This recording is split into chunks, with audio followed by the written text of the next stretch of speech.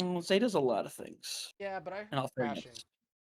Uh-oh. Crashing? That's quite the word to describe. Oh When my the god. when the impact sounds more hurty than it should be. More True. injury. Yeah, I hope not injury. We'll see. Happened with my PM today. They were like getting up from their desk and all of a sudden we hear like and I was like, what the fuck was that? And like, I don't know. They were already outside the door and everything just like toppled over. That was like, oh no. See this. Amazing. Look at that cat.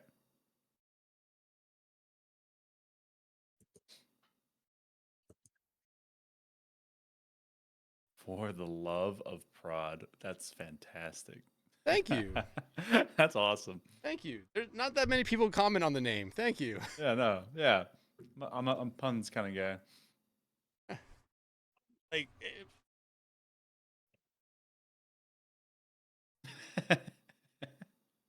Zay is up to shenanigans today. I don't. You can barely see her head out the door. Oh, let me lean in. Hold on. Yeah, I see him right there. Yeah, I see Zay. They just passed by. Just barely peeking. Zay wants to be in the podcast. It's Always in the podcast. You know? Okay, but even more, you know?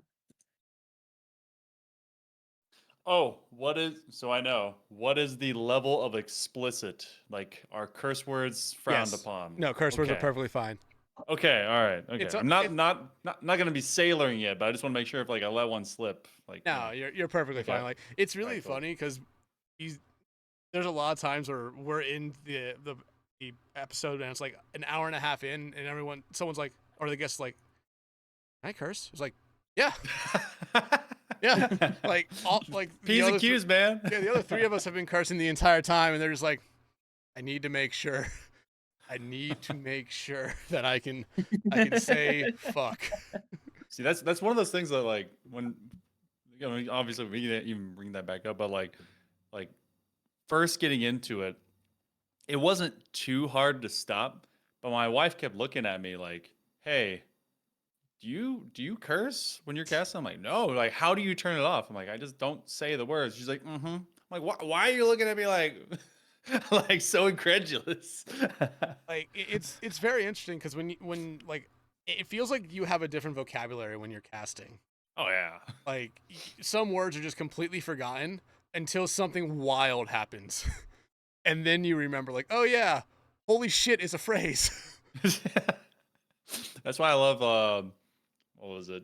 It's like League of Legends moments, especially. I just love them, just because they'll rap God, they'll like build up bullshit, narrative, like this is gonna be like what this character does, and then like it always pulls them out when you have that gamer moment when people are just like cheeseballing, like emoting at each other, and then decide like not to play the game or something, and then just saying nonsense. Like, oh fuck, is he just hanging out next to his keyboard, having a little nap poo? Or like when the players pull out some random shit, like the gif that's been going around of the guy with the with the liquor.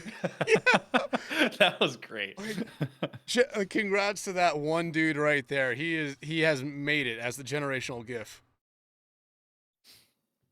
God.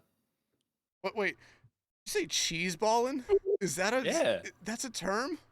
Is that not? Oh no, am I old? No, yeah, I'm old. Yeah. Now, like, before we get into Hunter, where'd you go? Oh, I went to the ether. Do not download Storm Area 51 A Lamau edition. Did you get a virus? No, I played it for 3 minutes, tried to force quit it, and my computer was having none of it. Okay. Yo, so yeah, that game might just be straight malware. That's trying to mine Bitcoin. Trying.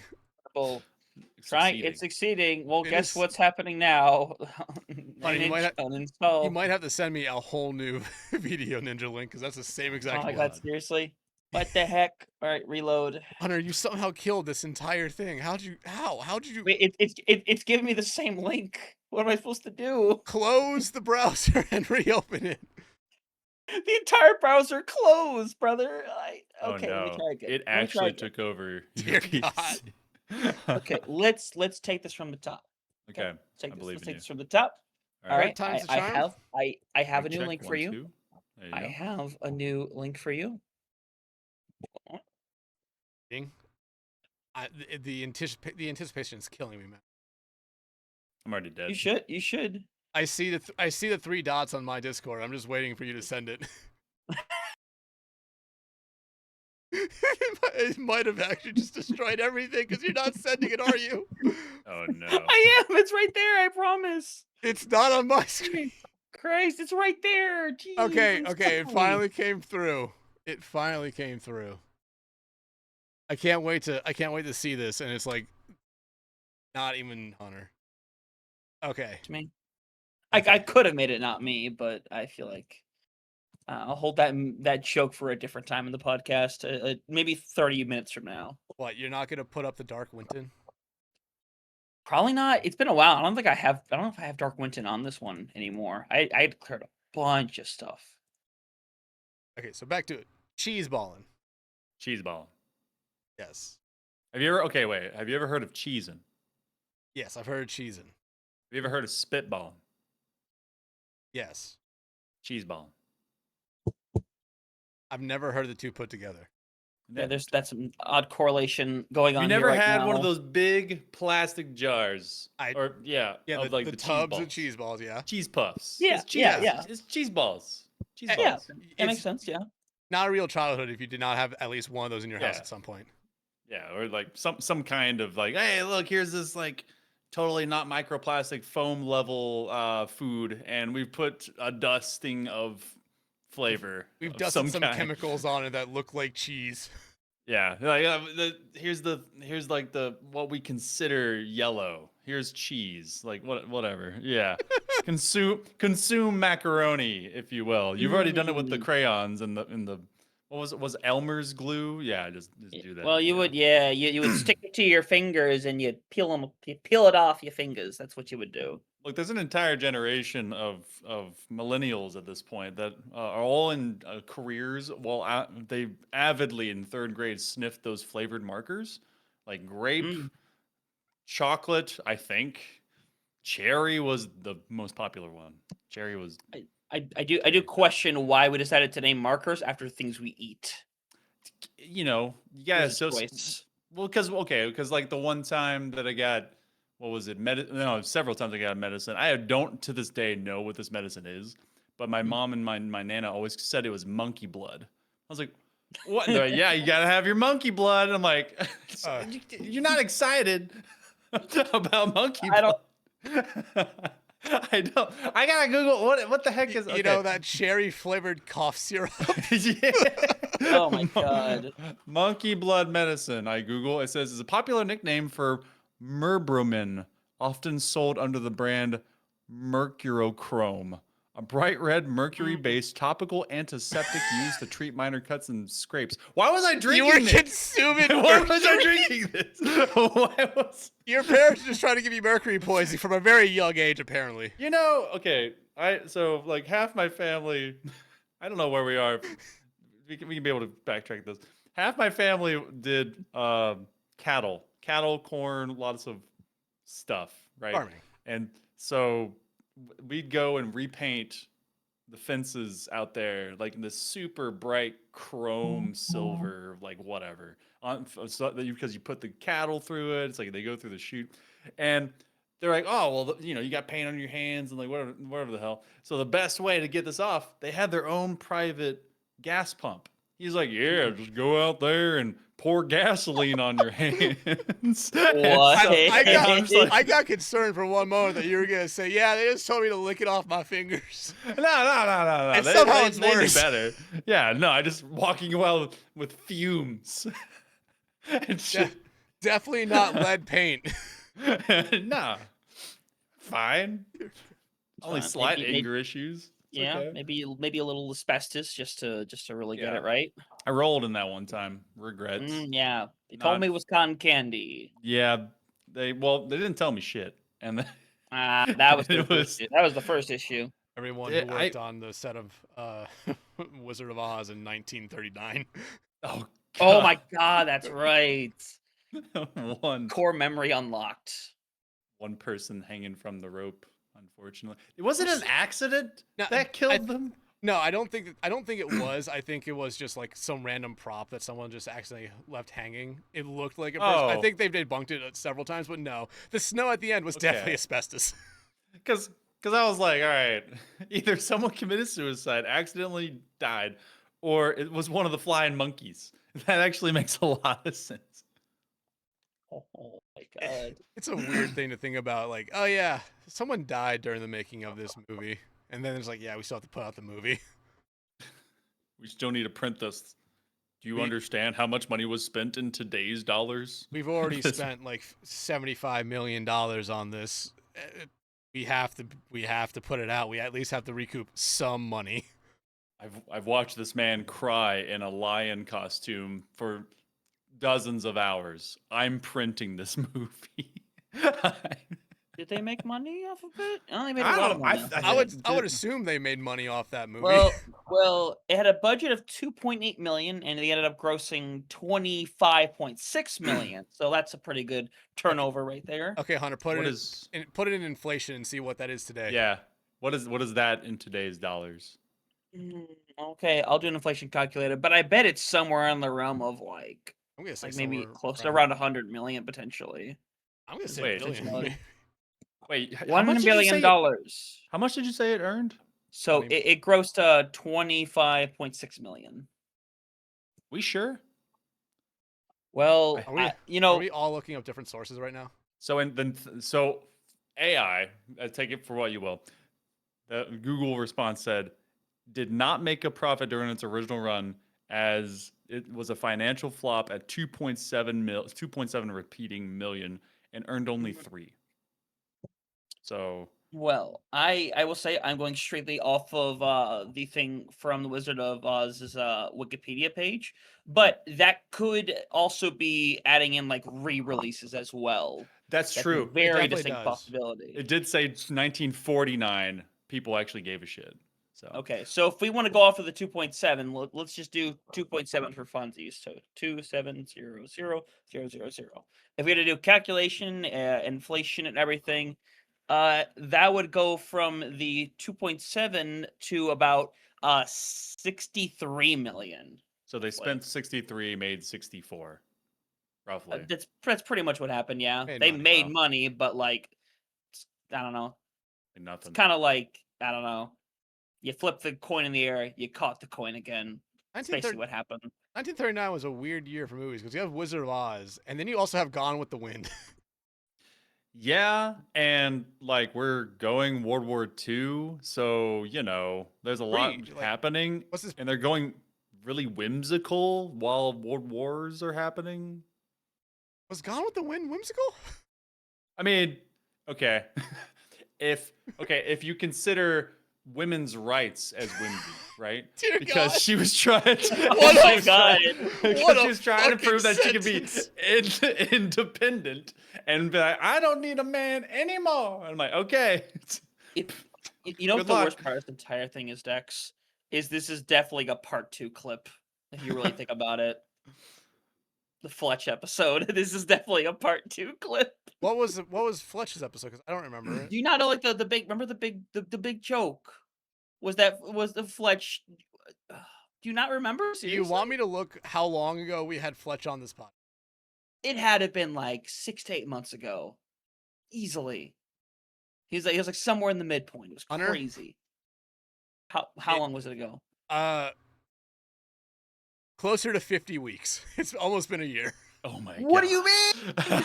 He was episode 20. We've taken off at least 3 weeks since then. So Time is it's a about, construct. It's about 45 weeks, dude. Oh my god. That's painful right there. It's Oh amazing. God. I don't remember the Can't joke. I believe- just remember we kept on talking about how he cast it from a gas station one time. Yeah, That's cast it with that's me awesome. from with the gas station. It was great. It was a lovely time. It was Damn. really So funny. wait, how are you casting from like was that their regular job? No. Like how No, No. no. you just The story is it was CGL playoffs, and Okay. at that point, if you did a series, you were getting paid $20 an hour. And one of the casters backed out, and then just a post to all the casters like, "Hey, can anyone cover?" And he just responds, "Yes." Come to find out at the start of the stream, oh yeah, he's sitting outside of a gas station. Oh my god. Using the gas station Wi-Fi on his laptop, casting a game. It was funny. It was incredible to just sit there and watch. Say, oh my god, he's actually at a gas station. So we had that was my introduction to Fletch as well. That's the funny Same. part for me. week and a half ago, we were doing collegiate Halo, and they were starting up. I think it was actually the end of the regular season, and then they did their play-ins last week. But they had a player for, I want to say it was University of Illinois, so Urbana-Champaign, and so they were lagging a little bit through the game. Didn't complain, and I realized why. And usually, like when we have like stuff like that, we do some resets, like whatever, let's figure it out. And they had disconnected a couple times. Turns out they are a fireman. They were playing Halo on a laptop in their fire truck, and they had to forfeit Game 4 and ultimately lose the series because there was a call for domestic violence, and they had to go and help out with like all of the actual services for that. We're like, whoa. All right, go be a hero, but you lost. Sorry, but you go be you. So, you want to know what that immediately reminds me of? uh, Like it was 2 World Cups ago when Croatia was in the finals, and there's just that video of the firemen just watching the game, and they get a call, and you see all of them in like a matter of 5 seconds leave frame, get their gear, come right back in, hop in the fire engine, and leave. Yep. Oh my god. Was it that? And there was like who was the electrician that recently did stuff? That was either soccer player or was Oh yeah, no, yeah, that was Czechia. That was their pitcher. That was right. Yeah, that's right. Oh yeah, during the World Baseball Classic. Yeah. Yes. Like Yeah. it was so funny because they even said during it, like because he was playing in Japan, like because of how he was doing in that tournament, everyone in Japan, if he was just walking the streets, would come up to him and just say like, "Oh my god, dude, you're awesome!" Like on all that stuff. He said people in Czechia are like, "Okay, yeah, you're just a normal dude," like didn't recognize him at all. That's crazy. I love that though. Oh yeah, Just- Hunter put a photo in the Discord of our friend Fletch casting from a gas station. Oh my god. Let me see this. It was great. What is that? Deer corn? Yeah, deer corn. This is kind of out a little bit in the sticks. You could tell. That's fantastic. That's mean, like a tractor supply. I know the VOD does exist somewhere, but it is buried to Kingdom Come. I mean, you have deer corn right behind you there. There's a Domino's. There's a Domino's. And then you have a Taco Casa.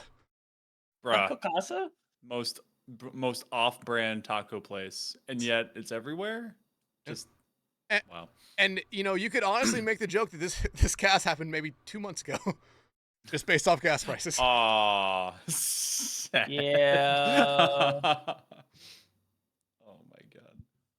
We have like 5 seconds. I'm gonna go refill my tea real quick. Yeah, no, you're Yeah, good. you're solid. All right, cool. I'll be right back. 1 second. Yep, all good. So when did we tell them that we've been recording for 10 minutes? You think 10? It's probably like 10 or 15. It's probably been there since like before my thing crashed. It's my guess. I don't know. How long have you been going for? We're about to tick over into 19 minutes. What do you mean? we got a VC like 22 minutes ago. Yeah, well, hey, once I get cams, I just hit start recording. I guess you got cams pretty quickly, I guess. Yeah, oh no, we God. did. Like, I was gonna say this when MonkeyMan gave me his. Like, he was legitimately one of the first people in a while that we've had who knew how to do the video. Yeah, true. We've had casters recently as well. I mean, Monster Jammers, Ben, Rumble. Okay, yeah, that kind of makes sense. But like, yeah, we've had casters come in and say like, "How do I do a video?" Like, I'm surprised by that because I feel like video still. Yeah, but I found that a lot of people do genuinely just use vMix. Like more than you would think. I mean, it makes sense. It really does. Like, but it's just a cost thing. Like, Hippie will try to convince everyone to to get it. Yeah, it's like, but whenever I do like the Valhallan stuff, like we'll always use vmix. I'm pretty sure TEC back when I was doing it a year or so ago, they were still using vmix for that as well. I think TEC was more based off just producer, because when I did the one thing in the fall with Echo, it was through like video and screen shares. Yeah, because like Echo will do it normally, and like Hippie will always do obviously vmix if he can help it. Yeah, it is Hippie. It is It is Hippie. him. It is And I'm him. back. We'll convince Welcome everyone back. to try to get to it. The So, Transformers. so there's a funny thing that I forgot to mention. Oh God. We've been recording for like 20 minutes. Oh man. No, it's perfectly That's fine. fine. It's That's perfectly fine. Like all these That's episodes, good. I always like to start like mid conversation. That's good. No, that's real. That's like organic. Oh my God, my water bottle. Okay. I was gonna say, oh no, you have to get up and go. How get many more times water. have you guys ever spilled like anything on your desk and becomes like an absolute mortal fear of losing your PC or your keyboards? Once? Anything. Once, and Definitely like then I just twice. decided to say, yeah, I'm just gonna have something with a straw. Yeah, this is why I just use mugs, so I don't have to like. If I knock over a mug, it's my own fault. How did I I'm a do that? loon. I am an absolute loon. I still go open You top. maniac! I don't know. It's something about it being so brisk, and crisp. You're making good points. Very good But points. okay, but also like that's like if I go to restaurants, I know people will be like, "Ew, straw! Come on, use it." I'm like, "Wait, no. Give me one of those super shitty red plastic cups. Put the ice in that hoe. Give me some Coke and just let me sip straight for like." And I got the flavor saver too, so just like. Hey, we all technically do. Yeah. True. Like Mm. I live by the coast, so straws here are awful because all paper. Wait, which Yeah, coast? Western or East. Eastern? Which East East? Coast. Okay. Shout out. Wait, how far north? I'm judging you now. Which Below the Oh, version? Mason no. Dixon. Ah, okay. All right. I am very much above the Mason Dixon. I am at Very Mason much. or Dixon, somewhere around that line. You have to understand the Mason Dixon line's like in Kentucky, Hunter. Yeah, that's why I am above it. I'm further below the Mason Dixon line than you are above it. Yeah, of course. I'm still above it. I'm Just not by nearly as much. gonna look this up Graph. real quick. I was pulling up the It's been a while since I've evidence. looked at the Mason Dixon line. Is that why Kentucky and Tennessee look stupid? Is that like that whole? It's like just a thing. Yeah, that's why it looks really dumb. Like, oh no. Actually, funny enough, it's not Kentucky. It's technically Maryland. That's what I thought. I was like, dude, But here's the Mason Dixon line. Yeah, it looks Okay. normal at first, and then just what happened. That's You why wanna see- there's that weird little like 90-degree angle in West Virginia for some reason. Yeah. You know where I am? I'm right at the little dipper of that thing right there. I'm pointing like you can see it, but like right there. I'm about 40 miles from the Mason-Dixon line, just below it. Yeah. I'm probably about like, what is that like? Probably like 150 miles Man, that's why Maryland looks so fucked. I mean, above. yeah, just like wait, I'm I like, can say right it. Fucked. here. Yeah, it looks messed up. It just looks like a squirrely M. Like this part of I don't know if here, let me see if I can zoom in on this part. I don't know if you guys can also see this either. Like this little weird part of West Virginia just makes no sense. Like give this to Maryland, give it to Virginia, give it something so it just has a little bit more space, because Maryland just looks, like you said, kind of sad. And think about living in, like, again, I don't know if this part of Maryland where it's just like you're surrounded on two sides by West Virginia. To be fair, so back when West Virginia had become West Virginia, that territory existed because they were not going to join the Confederacy. So that was like a solid area to be for a while. But then they kind of, went sideways by purely depending on like a lot of coal, which I learned recently. Yeah, well, so I learned recently there's only 17,000 coal miners in the state, so they've turned over a lot of shit. So everything's kind of going like a little bit. Wow. Yeah. Do they like EVs? No, they do not. I've learned that the hard way. Yeah. You're not.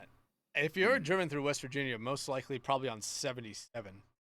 There's like two things in the entirety of West Virginia. Charleston, it's state's capital, and then I think it's Tamarack. As well as a casino, which is right next to me.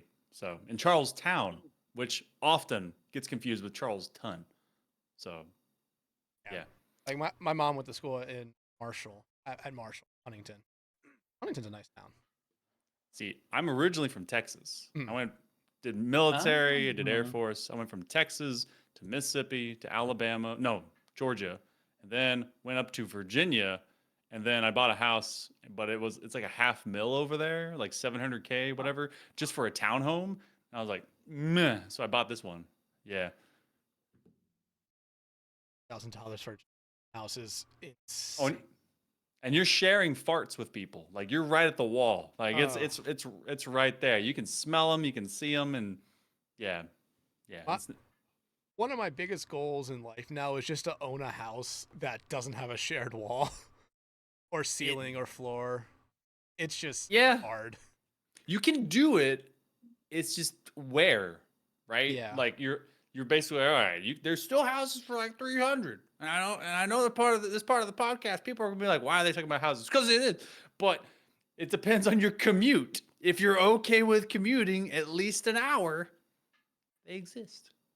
Yeah. Yeah. And I wouldn't worry about the podcast. Yeah, this is an esports podcast, but we've gotten derailed several times before. Was there a rail? It's fine. We have to ask ourselves that question every week. Is there ever a rail? I think we lost it a while back. Oh, we might lost it long. I feel like we lost it. Yeah, I feel like we lost it like all the way back at CB. I think that's when we lost it. Yeah.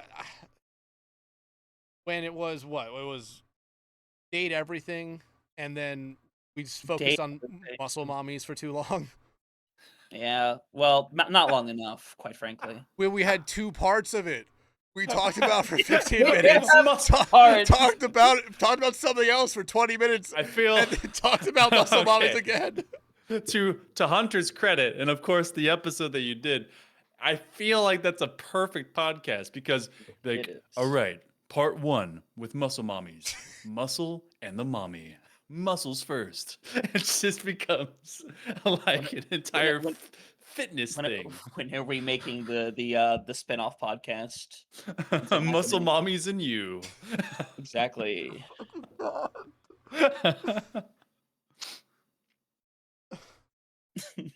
If you want to see muscle mommies, get on VR chat. I'm gonna tell you that right now. There's a lot of them, and a lot of guys that want to be muscle mommies.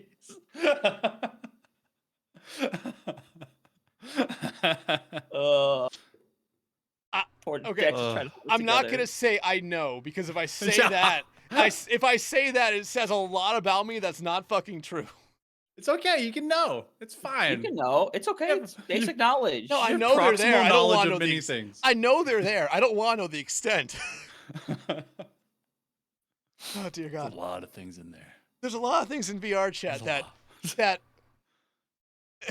just did not exist. It's just that fucking Steve Buscemi quote from Spy Kids. You think God stays away from us? Or fucking forget it. God damn it. He can't even name the quote. He's cooked. Oh my I remember God. some fucking Spy Kids. That's been a long time. Wow.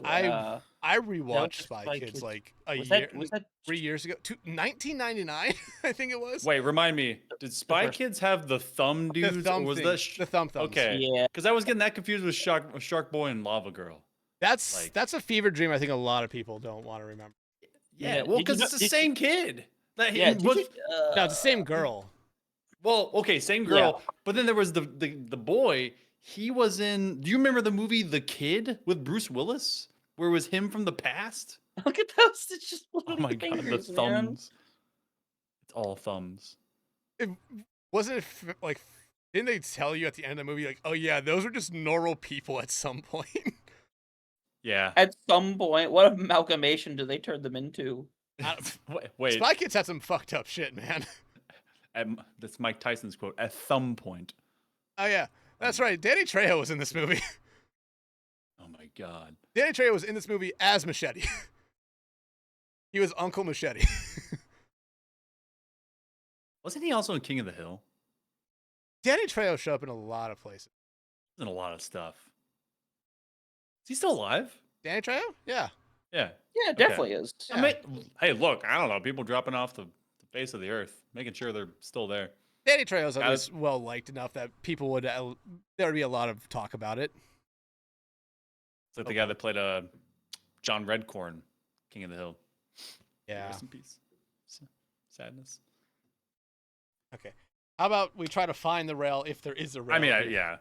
Not It sponsored. definitely is there. Half Let's do an hour this. in. Mm-mm. Not the longest we've gone, surprisingly, without getting to normal questions we ask. Okay. But MonkeyMan, before we get started with everything, or at least into the first main two questions, I want to give you a chance to kind of give a short introduction of yourself. And basically, with that, all I'm asking is say what role or roles you do and what game or games you work in. Ooh. Wow. Okay, hold on. Resume. There is a spreadsheet for this. There's believe a it or long not. list. I will tell There- you. There is, in fact, a list, which is unfortunate. I'll keep it brief. I don't think having a list is unfortunate. I think a list is great. It's a lot. Okay. So first, I'm HailMonkeyMan. So cool to know Hi, everyone. HailMonkeyMan. Hello. I have been. Let's see. I have been commentating as a caster. That's my role for the most part. I have done organization stuff. I made my own org a while back called Team Frontline, and I ran about 7 years through it, tournaments and draft leagues for Rocket League and Valorant. We also did Roller Champions, which I'll get to in a second. But I've done a ton of titles. Officially, off broadcast in total, I've done about 13 years of commentating, and then on broadcast about 8.5. So I've gotten my primary starting off was Super Smash Brothers. I was that loner kid that played a lot of Super Smash in 64 by himself, and I was like, you know what, I can memorize all this. And then I started doing it on like those little live stream things that you just run on a laptop to no one, but I did it and it was great. And then I jumped point from that to doing Rocket League, and then Valorant, Overwatch, and Overwatch 2. What was it? I tried doing Dota. No. MOBAs. No, can't do that. I go to a local convention that's over in DC called MagFest, which is Music and Gaming Festival. And so I did Unreal Tournament 2003 and 4. I also did Quake, Nidhogg 2, Jackbox Party. I do Halo. I've also got Roller Champions that I did for 2 years and went out to the Ubisoft studio. And then what else is there? Madden, NBA 2K. I've seen a lot of things, to be honest. So yeah, I'm an old guy and I say a lot of things about games. So yeah. I mean, like I said, having a lot of games under that you have some experience in is really fun. Like, and I say this as always someone who focuses in like Overwatch and Rocket League. Like, understanding all those games is a lot you have to kind of keep up with. So I like whenever I see someone who like can go to any game and pick it up right away, it's always impressive. It's one of those where I noticed a big pattern as to what a lot of developers are trying to fulfill based on the genre. So like hero shooter or like MOBA or just pure FPS or random sports game, like what they're trying to do. Like, because I mean, you guys have probably seen the immediate equivalent as to what's happening like Marvel Rivals, which I also cast, as well as Overwatch. Like same tanks, same themes, sometimes even stealing from themselves. Like when you see stuff that comes out of like League of Legends of what happens with those tanks and supports. And so you're like, all right, this is same stuff. But a lot of that as well, like I started doing that because of what was it? And I've seen this a lot too. Trying to get good at public speaking. So I was like, if I do a lot of games, I'll know how to talk to a lot of people. So boom, that's how it went. You know what? You saying that kind of made me realize once I started casting, I got a lot better at public speaking. Right? Yeah, you can talk to Mm. people. Like, call it More- masking up or whatever, but Yeah, I used to hate being in front of even just the camera. Like I studied video production, and we would do Mhm. like the morning news, and it'd be like an actual like production, and everybody had to do a role at least once, every single role. And I'd be in front of the camera just the one time, and I was just shitting bricks being up there, realizing I'm in front of the entire school. I'm like, oh my god, what do I do? What do I do? And hey, to no fault of my own, ended up being one of the worst new morning announcements that have happened in that program's history. So, go. if that's not a resume starter, I don't know what is. That's awesome. And it's only been upwards from there. So, Exactly. I start at the big bottom. trajectory. That's how you do it. Yeah. I got into doing all this, but after I did community theater, and that was like, because I told you guys as we were getting into this, I did a little of the military. So they want you to be able to like tell people stuff, like address the room, like, be leader, like whatever. So I would get adrenaline spikes that would quite literally shake my knees. And I was like, I got to get through this, man. I got to be able to like imagine them in their underwear. Unfortunately, everyone was old and disgusting. So I was like, not that. So I was like, all right, let me practice. So I went and did what was it? It was the Sterling Playmakers in Northern Virginia, and I got to do my first ever play as like basically an extra for the play To Kill a Mockingbird. Hmm. If you know what that play is about, well, they cast me as racist number one. I was like, oh. What? What? Opening night, they had invited the local chapter and chapter president of the NAACP. And in the first 60 seconds, I have to say the N word to 300 people in person. If there is anything of immersion therapy to ever get you past having to do something you don't want to do to depict a subject matter that people can understand the brevity of, that's the moment.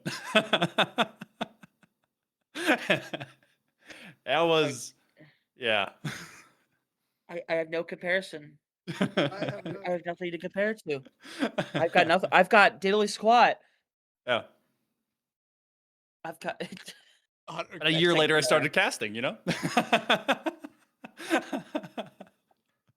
Oh dear God, we need to find something really funny because I don't want to make that the clip. That's fine. It's okay. Listen, I feel like we already have like a good clip. I have a couple written down already. Oh, Okay, dear. good. Oh god. Well, do we want to get Foley back on the rails? See what happens? Yeah, let's jump back. Go back to regular stuff. Long and short, I got real good at then being able to conduct myself, do casting, and speak to people. And now I can comfortably go from subject to subject because nothing could have been worse than that. You're definitely right about that. Oh dear. No, like I sucked at public speaking as well. As like high school was awful for me, especially whenever I had to do like a presentation to my class. If I was with other people in a group, it was fine because I would go up there, say what I had to say, and then just step back. But it was by myself. It was like, oh God, why are my papers flying all over the place? I don't know what I'm saying. I empathize with that. Like literally last week, it was Wednesday. I got to go down to the Richmond Raceway. They had the stuff with Shenandoah. They invited Mary Washington to the high school showcase, which was really cool. And they want to make that like a at least annual thing of linking the Virginia like local. I guess it was Henrico. I kept saying Henrico County like schools with colleges, and I was like, cool, but like at this point, I'm used to desk, and if I'm at like an event, standing and being with like a person, and then like saying my set thing, right? Well, they had asked me like, hey, we have some key points that we want you to kind of hit on and, ask like these people to stand up and say that you're going to guide through this stuff. But, you can wing it, right? And I was like, oh, yeah. I had focused more on the drive down there than prepping what I was going to say. That was not a comfortable speech. It was about 3 minutes long, so I sped through it, and I default to overloading people with information so that they don't ask any more questions. And it felt like I was sermoning at people. I had to like reel it back. Yeah. So I empathize with that a lot. That event that happened, that Red Line event, like Mhm. I was really I hope it went well. I hope it went really well because Oh, good. my where I went to school at East Tennessee State, it's not that far away from another NASCAR track in Bristol. And when I was with the esports team there, we had a little handshake agreement where they would sponsor. It was just a partnership, the Right. program for iRacing stuff, and it would maybe grow past that. Never did, but I was talking with the production manager there, saying like, "Hey, if this event goes good, you need to pitch it to Bristol to try to get something like that there, because it would be a really fun event on a race Yeah. weekend." Yeah, like because they brought us out on the track. Mhm. We had like all the kids got hyped, and like the only thing that they kind of, I don't know, they didn't really do too well organized logistically is that they brought like 6 high school kids. I don't know how they gathered them. They had it was the craziest part. So they had 4 golds, and they luckily balanced them out by putting 1 champ on either side. And I was like, okay, 3v3, cool. But the best one was a middle schooler who was playing on a Switch, and I've never seen anyone play like that. I was like, whoa. So, and he was already like media trained. He was like, they were like, yeah. So like, how long have you been playing this? Like, what motivated you? And he's like, yeah, when I was a kid. Well, I'm still a kid, but when I was, and I was like, okay, this kid, he's already popping jokes. He's great. But then they got to see, because that was a sweep. And then that went, then they did the collegiate showcase of Mary Washington and Shenandoah. And that went to a game 5 overtime from a 0-second goal in like 2+ minutes or whatever. And I was like, this is awesome. This is, and like the kids were getting hyped. They were popping up everywhere. And I'm like that's what you want them to see. And that even more linked the NASCAR stuff and like the venue people saying, okay, there's excitement. This is real. This is not like some bull crap. Like people actually care. So and it was iRacing because they brought that over and it was the NASCAR guy. So I'm hoping it does because they talk about growth, but like, yeah, it's slow growth, but it's happening. Slow growth. I think the next logical step for that would be to have that same event during a race weekend, just before the races. Oh my god! Like, because then you have the schools there, but you also just have the race fans there get to take that in and understand it a little bit better, which I think would only help just not only the programs, the schools, but just get a general understanding of esports a little bit better to those people. They have like a jumbotron that's underneath the tower. I don't know if it does like full display. I can't imagine there isn't other TVs somewhere in that venue. But it would be sick, like you said, if they did the thing while it's happening. You hear that going on. I don't know the logistics of sound while you're in the media room in the middle of the track. But if they win, and in the midst of that, bring them out, and people could cheer for like the students as they just like won something. That'd be so cool. Yeah, it would be awesome. Yeah. But moving on now to the next 2 questions. They're back-to-back questions, and I'll ask the first part of it, and we might eventually just get into the second part without me asking it. But we ask all of our guests this question, and it's a very fun question. What got you into esports? More specifically, though, what got you into stuff with esports production? Ooh, okay. What got me into esports? So when, obviously, I was younger, my cousins would always basically snub me when it came to Super Smash Brothers. Or not Super Smash, Super Nintendo. So they're like, oh, yeah, you're never going to last. And so, they would always kick my butt. Like, you try to go as far as you can, then you lose. You're like, all right, whatever. So then I got real competitive at video games that I could not afford. Single mom, teacher's salary, all that stuff. So I'd always bum video games at any of my friends' places. Often you would think, is this kid just friends with me because of my video games? And the answer was yes. So Always, so I it's would get always yes, everybody. yes, it is. Yeah. If any of you thought that there was an actual friendship connection, Tyler, but I know you're not watching, but you had a Wii. I did not. But I got really good after I was 12. Halo 1 LAN, that was my first LAN, in the Boy Scouts. And I was like, all right, I want to start like playing for real. And then was it like 4 years later, 5 actually?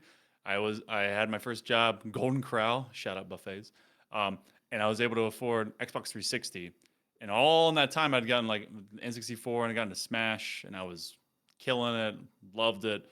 And I would go to like locals didn't really exist too heavily at our age, and you can't really just go out. So we would like try and corral as many kids as we could in the neighborhood and do that. Um, and then I got really good at Gears of War. I was like top 500 in Gears of War, and I actually went to the World Series of video games that was up in Grapevine, Texas, and that was like my freshman year of college, and did that, competed. I also played Rock Band on a controller behind my back, and people thought that was like stupid, and I was like, yeah, it's stupid.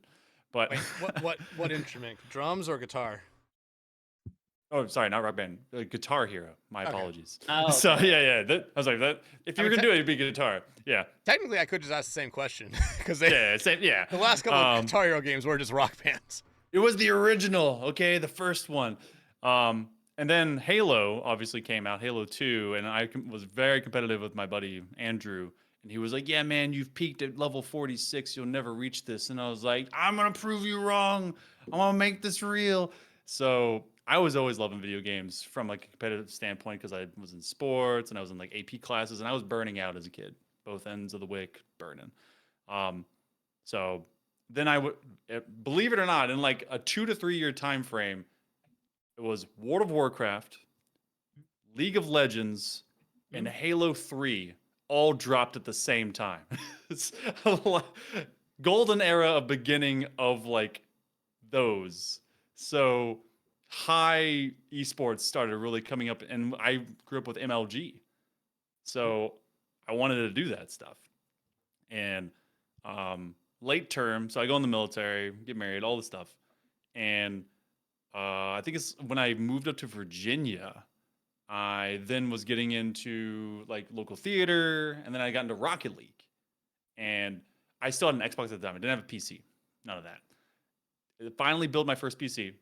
I get to doing Rocket League. I get on Reddit of all places that I didn't have an account for at the time. And someone was like, "Hey, I'm putting like a league together. It's like season 2, season 3." So I go and I try to compete in that. I'm at best like a plat 3, diamond 1, and they're like, "Hey, like the guy that's running it needs support. He sucks." And I was like, "Oh, okay, cool." Like you just like push buttons. He's like, "No, like can you say words for him because he's like he sucks at like pushing the buttons on the keyboard and saying something at the same time." I'm like, isn't he a streamer? Like, isn't like the whole point he's supposed to have content and do this? Like, yeah, but like he's awful. I was like, okay. And I was like, well, screw it. I've done stuff before. And so I went in and I just started saying the most nonsense crap. And it was people I was competing against. And so I remember specifically one guy, his name was Esper. He was one of our main admins that ran Team Frontline with me. And he had was playing against the team, and his other 2 teammates were just bad. I was like, call Esper the janitor because he was carrying that trash everywhere. And so people liked that. And so they ended up saying, hey, would you like to make an org? We would love to get in on like doing leagues and stuff with you and like do the thing. I was like, cool. So I learned how to solo prod and cast at the same time, as well as I would take my controller when Valorant came around and I slap this thing to this thigh, and then I take my good old Stream Deck, slap it to this thigh, pre-code it, and I'm doing fly cam for fly throughs while switching POVs. So yeah, long-winded short. A lot of people asked me to, and I did, and it's been 8.5 years. So yeah. Kept on getting asked, kept on saying yeah, and now you're here. Yeah, yeah. You don't if you don't ask, you never know, right? Yeah. So True. yeah. Uh, it's insane. Like I always look at like Rocket League as being like if Rocket League could just fix not necessarily a lot of their stuff. There are some problems, but it could be just like the like intro into esports. So many people because it is such a simple concept to kind of follow. It's Yeah. just hey, yeah, there's these cars. They can jump. They have rockets on them, and you're just trying to score a goal. That's it. It's sports is like traditional sports overall is such like a dynamic like all right, you need ball, here's rules, there's some lines in a field, go. Rocket League is equivalent to that. And I'm not going to sales pitch them because everyone at this point, it's been 10 plus years, knows like what it's about.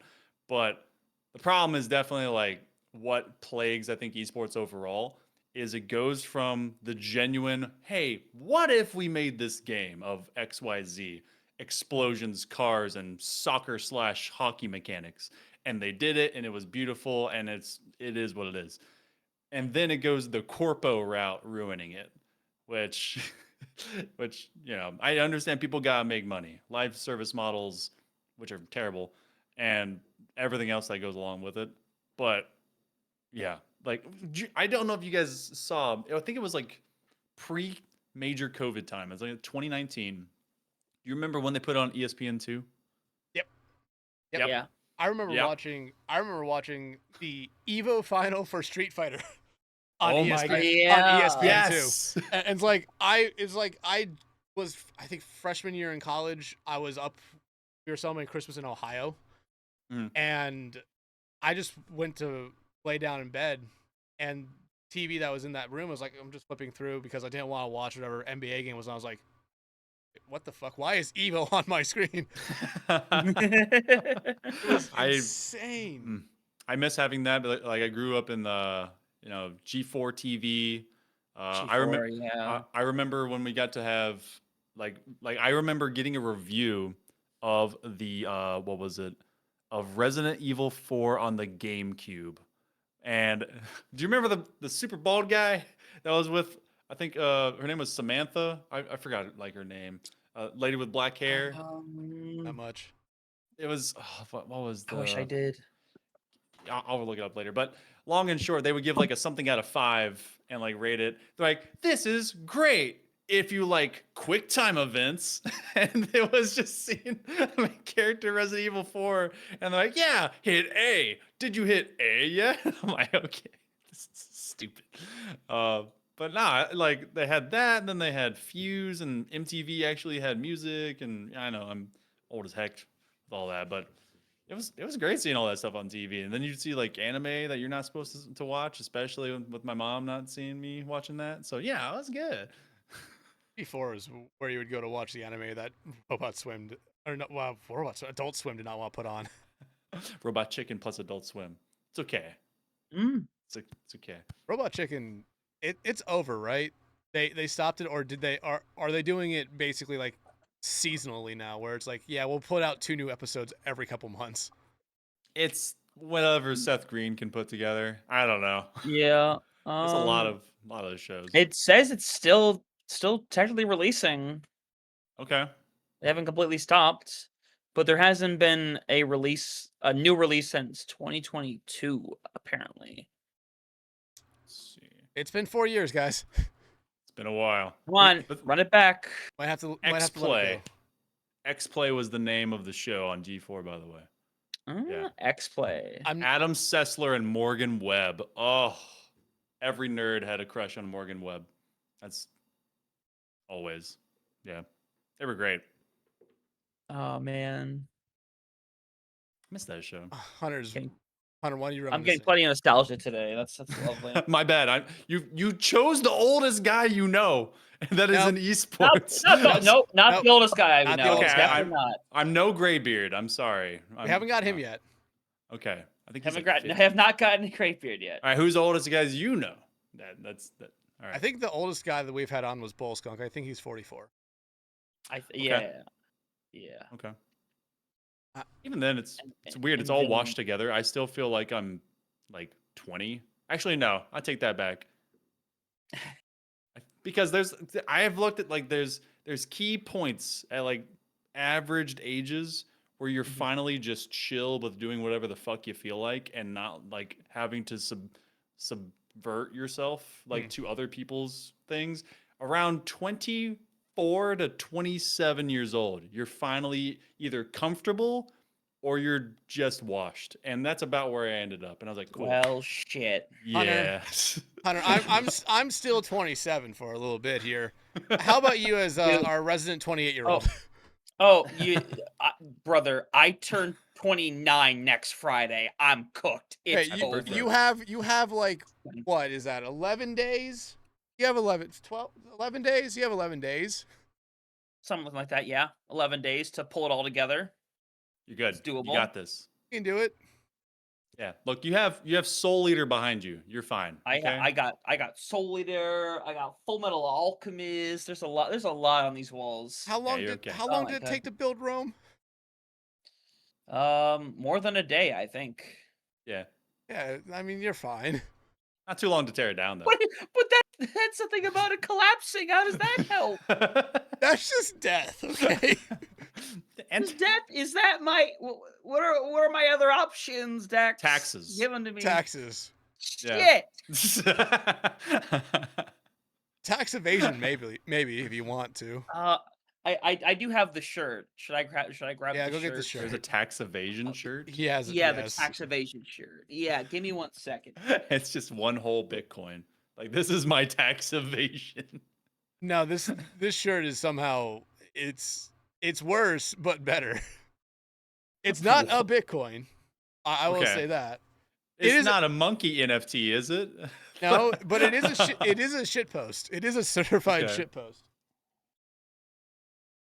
It's just on like some kind of glass pane picture right next to your favorite cat. Stepping back into view.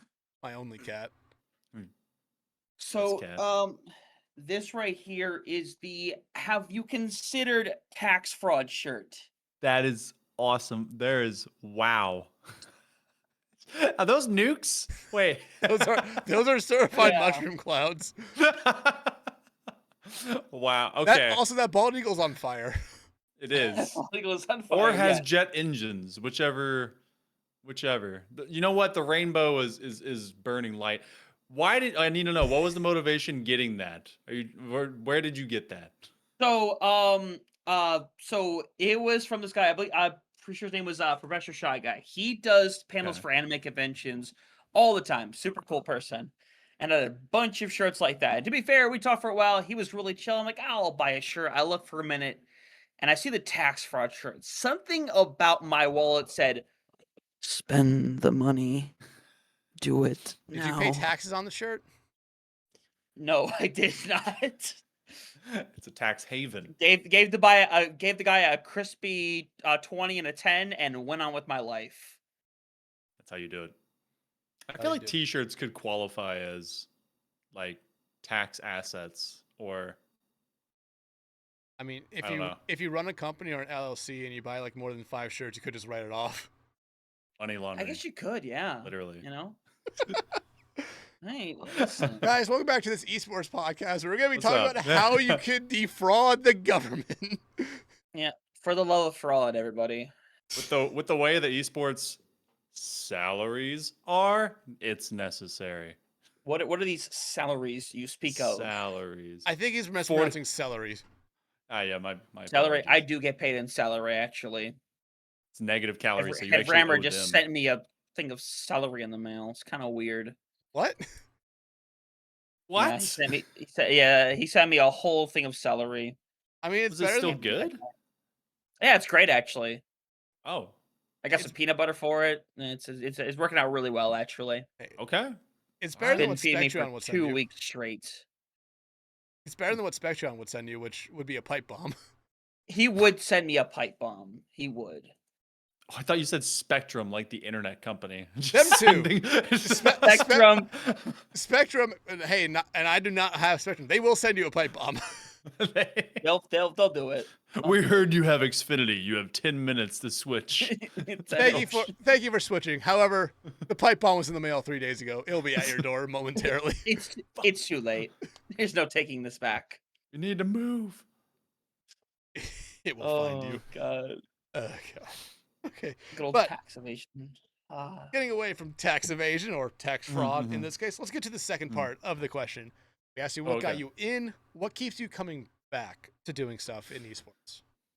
That's changed. I want to say that's changed over the years. I feel like that's normal for everybody because initially, like a lot of folks that I talked to, like they kind of get in for any number of reasons. For me, it was I was asked to, and also it was an expansion of like continuing to improve how I speak, my vernacular, my social skills, which all of that has gone great. I used to not be able to just do this. Like this would be just undone.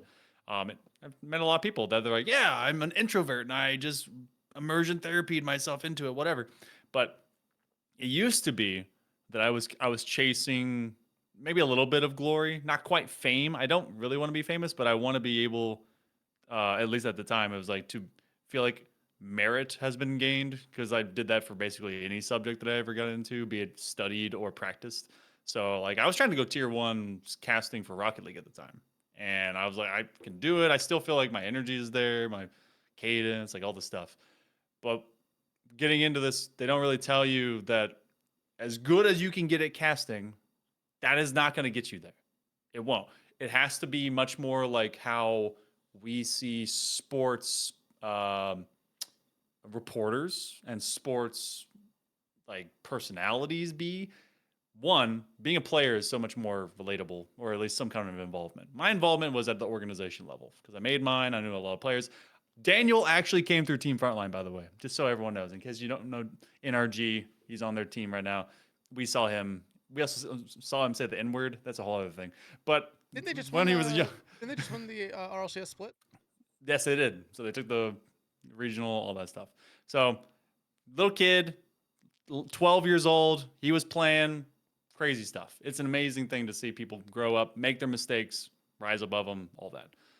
So initially, I was trying to be able to get like into the same spaces, in the same conversations, and I was doing it to some levels. Like I was able to get to some teams in the grid, and I was starting to get at least recognized a little bit by some common conjecture and like common folk at the same peerage. But like it got to talk to Stacks, F. Dot.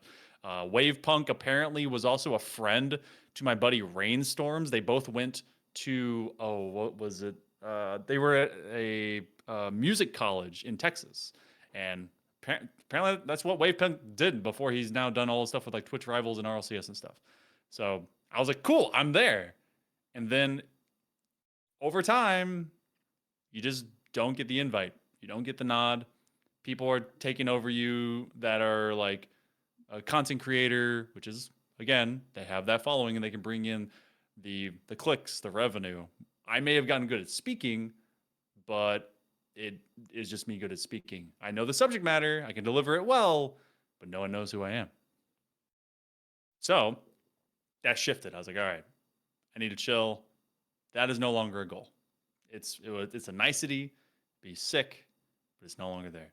So I switched over to witnessing the scholastic side. So high school, college, middle school, even still my community level when I was doing like all the leagues and the tournaments and like all that stuff.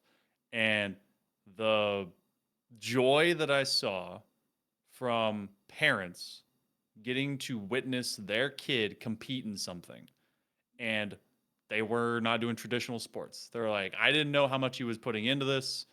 But holy crap, my kid's like in the semifinals. I saw a dad like break down and cry at a Game 7 win to then try and get like this team like into this local collegiate regional.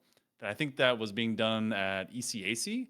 So that was, yeah. So, and like you want that, and you want people to be excited because we didn't have any of these. We had like, let's make our own little LAN. Let's connect our Xboxes together. Let's pretend that we're have these competitions like in our little houses. But these clubs didn't exist. The varsity scholastic and like tuition didn't exist to possibly get you full rides or at least some scholarships. So at this point now, like my regular career, I do cybersecurity. I don't know, not the most inventive thing, but that pays for everything that I need. So this is now like heart and soul is seeing other people succeed. So there's a little bit of vicarious love that's through their successes. And also to some degree, I think this keeps me from getting Alzheimer's because I have to keep like memorizing things. so I have to keep learning things and talking to people. Yeah. And I hope I hope that's how it works for me, because Alzheimer's does sadly run in my family. Oh no. Yeah, just keep memorizing all the meta, I memorized the meta, but if you ask Hunter about memorizing names, no. Nah, I'm gonna be in the old folks' home talking about the freaking Overwatch roll lock still. Oh god. They had to do it for Bagrete. Bagrete. Bagrete baguettes. They had to do it for Brig. Okay, Grandpa, time to go back inside. I remember when it was 6v6. 6v6. There was 2. I remember something called Pirate Ship where they had shields on both sides. It was beautiful. Swear he had Bastion had a shield. I swear. Oh my god, he did. Remember when Sim had 6 turrets? 6 turrets. She had a barrier, like a deployable barrier. She has that back. She does have that back. Yeah. I remember when people talked mad shit about Orisa. They're like, this tank does nothing. They suck. Nothing about them works. Like, nothing at all. I was like, it's been on a week. Be chill.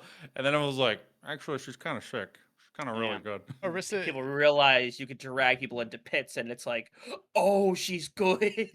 Yeah. I feel like though that's been Orisa's trajectory ever since she came out. It was either, wow, she's god awful, or oh my god, she's meta. There's no in between. It's she's great, or if you touch her, you're throwing. Yeah. I played a little Overwatch 2 recently. Got back into it after like 2 years of just being like, I can't handle the speed of this anymore. I still can't, but I was tank guy because of course the first skin I chased down was what was it? It was the Gundam skin on my homeboy with big hammer. Like, I needed the big red, and that looked so sick on him. And then everything else was just diva. Are you talking about Ryan? Yeah, my boy. It's like the big Gundam skin. Like, they have actual Gundam skins now, but I mean, like, it was the night skin, you know? I was gonna say, like, there's been a Gundam collab, but there's also been a Transformers collab. So I thought maybe you're thinking you saw Optimus Prime. No, so all right. I think that you also watch anime like Hunter does. You guys know Gurren Lagann, right? Yeah, of course. Tengen Toppa, baby. Let's go. My boy. Okay, so sorry, Dex. Okay, my bad for assuming. I want to watch it. I'm not paying for fucking Crunchyroll. Okay. I'll give you my account. Go watch anime. You should watch Gurren Lagann. It is so over the top.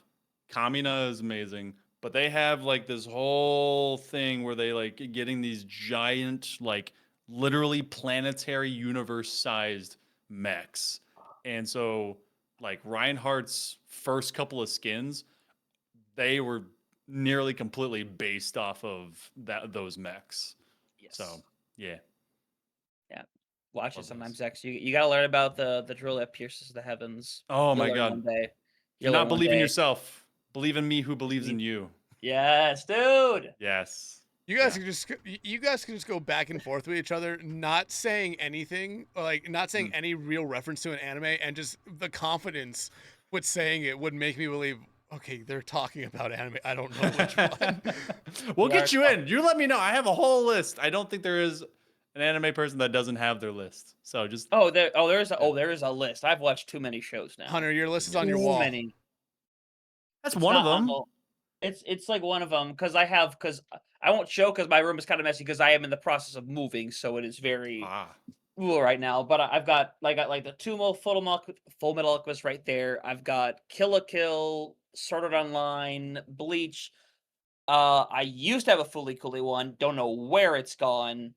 Certain Magical Index, and I have a bunch of like smaller posters that are sitting by. So that is where I'm at.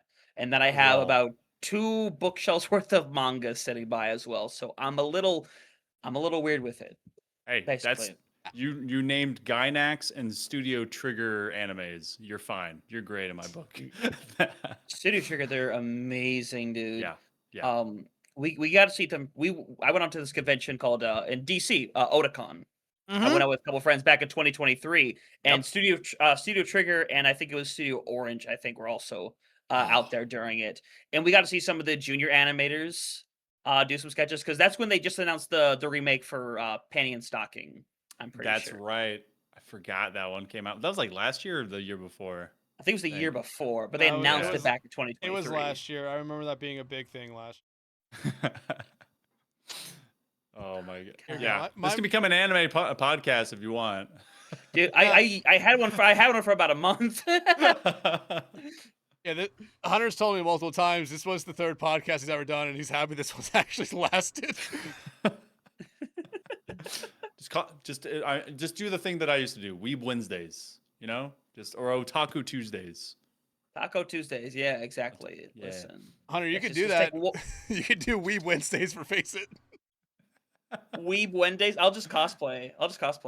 Yeah, That'd do it. be awesome. I- Yes. every Halloween at least, I'll do a cosplay of Denji from Chainsaw Man. You I do normal love stuff for doing that. Halloween. I don't.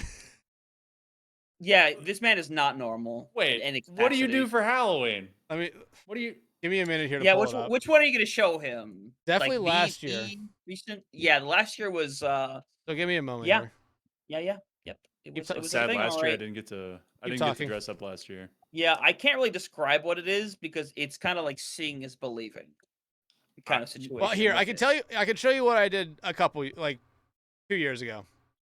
Okay. Yeah, even I thought this was like, look at that Ooh. man. Okay. Look at that dude. That was really fun. That was That's my first awesome. time. That was my first time like using blacklight paint and contacts.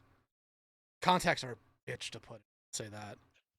What's funny is that I don't know why this is on this old computer, but that's totally fine. So we had taken a bunch of trash bags and we had put the same paint all over them, and then we found. Well, actually, no, it wasn't found.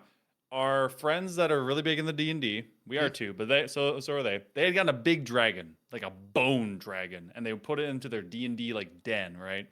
Well, we got a mesh net to obscure it, put it in the middle of the back of the garage after we put all the like paintings and stuff up, and then we had a little fog machine, and then we turned on this like sound thing on its throat.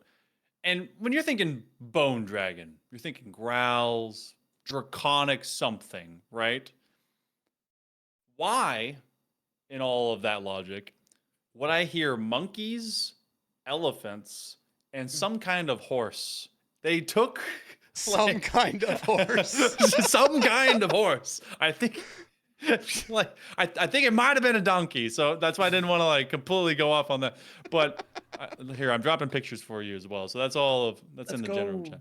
Yeah, so we'd gotten a bunch of friends to help like paint this. So like kids would walk in, fog machines up, and you can see some of the influence from like Stranger Oh, Things as well. Walking Dead. Let's Yeah. go. So we did that one when we were still in like our townhome. Here, So I'm pulling a couple of them up. So.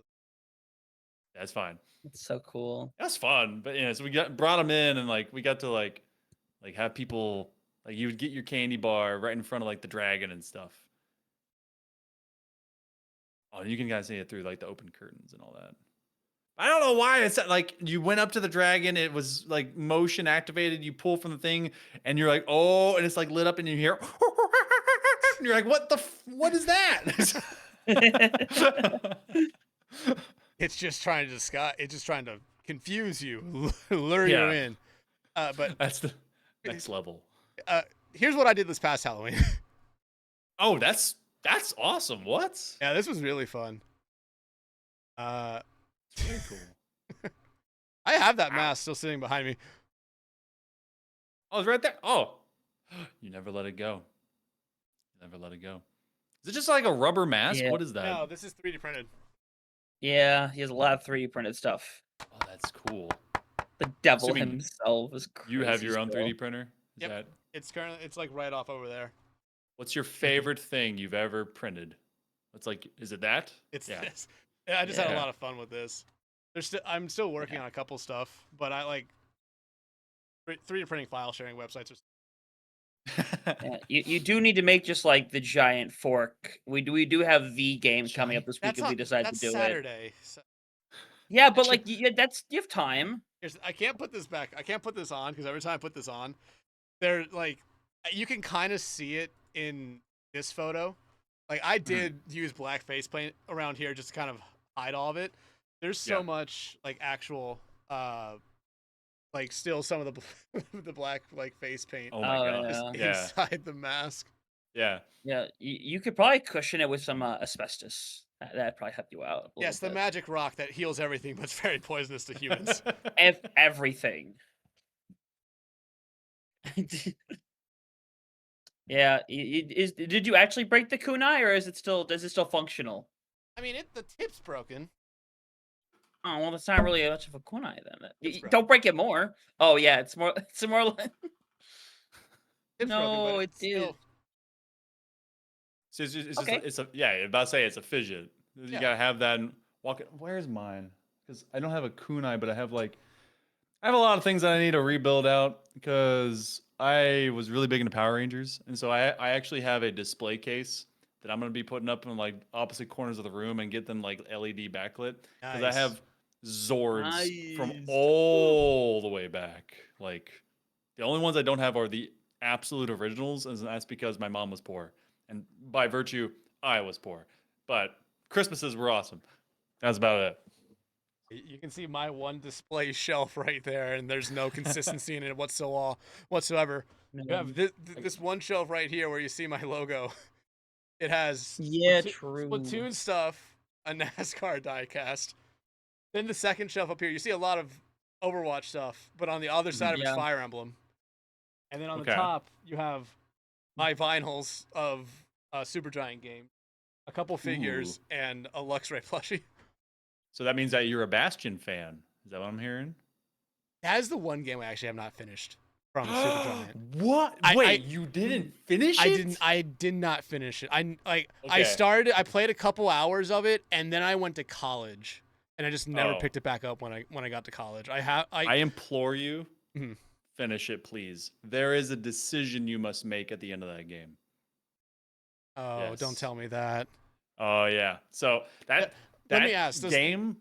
Okay, go ahead. No, go. Okay, that game in particular, I used because they gave 3 songs in that game Mhm. about the girl, the guy, and the wall, and Yes. so I used those 3 songs for different D&D groups in the past as like build-ups for like love triangles and like different civilization stuff. Love 'em. I was gonna ask, do the 3 songs, the 3 vocal songs? I think there's actually 4. Do they play a big part of the story? Do they tell you the story? They do. They Okay. do. Then So, yeah. Have you heard the version of, I forget what it like in the 10th anniversary album they put out? There's a song at the end called "Remembering the Bastion," where it's the combination of like 2 songs. Yep. It is like It's so one, cool. It's like that. It's one of the vinyls I have up there actually. Yeah. Because There he goes. because that song, because that story altogether, it was, you didn't expect how deep it was like a 15 or 20 hour game at most, but when they did that, like, you need to play the ending. You need to decide. That's what's gonna happen. You have to do it now, Dex. Do it on stream. Great. Yeah. Well, fun. It will help you appreciate those songs even more. I'm definitely gonna play it now. One last thing on Supergiant. You played Pyre, right? Yeah. It's such a slept-on game. It really is. I feel like overall Supergiant has hit every single style that I want when it comes to like storytelling without it being too in your face. Because you played like Hades, right? Hades Yes. 1 and 2. Like the sheer amount of time that you have to re-roll through that game, and all the stuff is fresh like every time. Mhm. That's I appreciate really good. They had to be good DMs for D&D. with the way that they made those. I love it how just remembering the Bastion is such a long song. It's on its own side of one of the discs. Mm-hmm. Did you play it, Hunter? If you didn't, you need to play it too. I played a lot of old Fire Emblem. Like I'm talking like Game Boy, like Fire Emblem when I was way younger. Okay. I do appreciate like Fire Emblem. I do. It's something that I should give attention to in the future, but it's just currently not on the radar. I do like it. I do, but Bastion's not a Fire Emblem game, Hunter. Yeah, but well, Bastion I'm is just letting Bastion. okay, well, I'm just letting you know about Fire Emblem. You know, Now we know both. Now we know now we know both. both. Bastion, no. You should play Very much. Bastion. I need to. I do. Let me jump on Overwatch really quick. Solid. Let me go boot up Bastion. Wait, Backyard Baseball's back. Backyard Baseball instead. Is it back again? It's back again. Back for the final time. With an animated show as well for some reason. Oh yeah, this is like Hades. Okay. Yeah. Okay. I mean, it precursed to Hades. Okay. Yeah. Okay. Interesting. I need to play Bastion because like I love Hades 2. I love Pyre. Transistor though is my. I ended up just watching someone play Transistor. I kind of wish I'd played that myself because after watching them, I was like, crap. Like it just kind of momentum took me on their story. But yeah, that was a good one too. I'll say this, and it's spoilers for anyone who hasn't played it. Whenever you beat Transistor, if you start a new game plus, which I believe they call a recur, the start of the game is the only difference of it. And I think it's a really like nice touch because it's the main villain or the final boss that you go up against, who says the exact same lines as the voice of the sword. It's just like a really nice touch to say like, hey, the game recognizes you've beat it, so it's telling you that everyone's inside the sword already. That's cool. Okay. Speaking of Transistor. Oh yeah, true. Okay, but esports, right? I guess. Yeah, I mean we were talking about gaming. Esports are games. Yeah. Games. Yeah, it's pretty close. We're pretty close to the mark right now. Yeah, we're fine. Yeah. Let me ask this. You've done you work in a lot of games, so I have to imagine that brings you to a lot of different places or a lot of different leagues. Like, what's been your most unique like experience that esports or just casting has taken you? What's my most unique? Okay, so there's definitely a greater appreciation for the amount of time that you know structurally that something is supposed to do versus what it will. And like scholastic wise, like, so I worked for a North Carolina group called Vessel. That's the Varsity Esports and STEM League. Oh They're man, super fun. I tried so hard to get into that because I'm from North Carolina, and the first year they did it, they had Overwatch. I missed out on that, and I was like, okay, I'm gonna go hard for Overwatch in the second year to try to get a part of it. They drop it. They kind of went between a few different things, and it was interesting because they launched that with one of the founders. It was 3 guys. 2 of them at minimum were tech bros, and another guy wanted to be tech oriented, but he was a city councilman. And so they were like, hey, I know what we can do. We need to launch this to push their centralized, I guess, platform to try and get a lot of the folks in the state that then they were thinking like cross regionally in multiple states to be able to take it as like an education platform and use that for, linking kids with education subjects as well as games. I was like, all right, cool. And they went to, as the city councilman, to the local legislature, pushed it all the way up to the state, and were able to get $21 million. And they got a lot of cash. I saw all that happen. I was like, whoa. So they went several directions with that. And they made something called the Mothership. It was an 18-wheeler, completely outfitted and it was basically a mobile land center. You put you could expand the decks, you could have people play on these things. It was kind of neat, but they overinvested into that. Then they were like, all right, we're gonna do it at the Panthers Stadium. We're gonna go to Ohio. We're gonna be in a bunch of different places and try to make all this work. And it was such a gross overinvestment of cash, but in the right place, but just not smart. Like you, all three of us. I think if you gave us, I don't know, $100,000, we could make that last at least 2 years in some way, based on what you want to do with events. They blew through at least half their budget in 2 years, which is incredible. So I would say not into a unique aspect, but seeing the logistical position of people that did not know what they were going to do once they actually found success, and doing so and trying to make it immediately really hype, which was cool. In terms of unique, so I go back to a game that I mentioned before, called Roller Champions. So Roller Champions was a game that was in beta in 2019, and about a year and a half, 2 years later, actually it was supposed to release in 2020. We all know COVID happened. And then it went on basically dead loss for a year of not being released. So Ubisoft was like, screw it, let's release this thing early 2021. I think it was March or April. And my buddy Esper, he was like, hey, we need to get on this game. I think people will love it.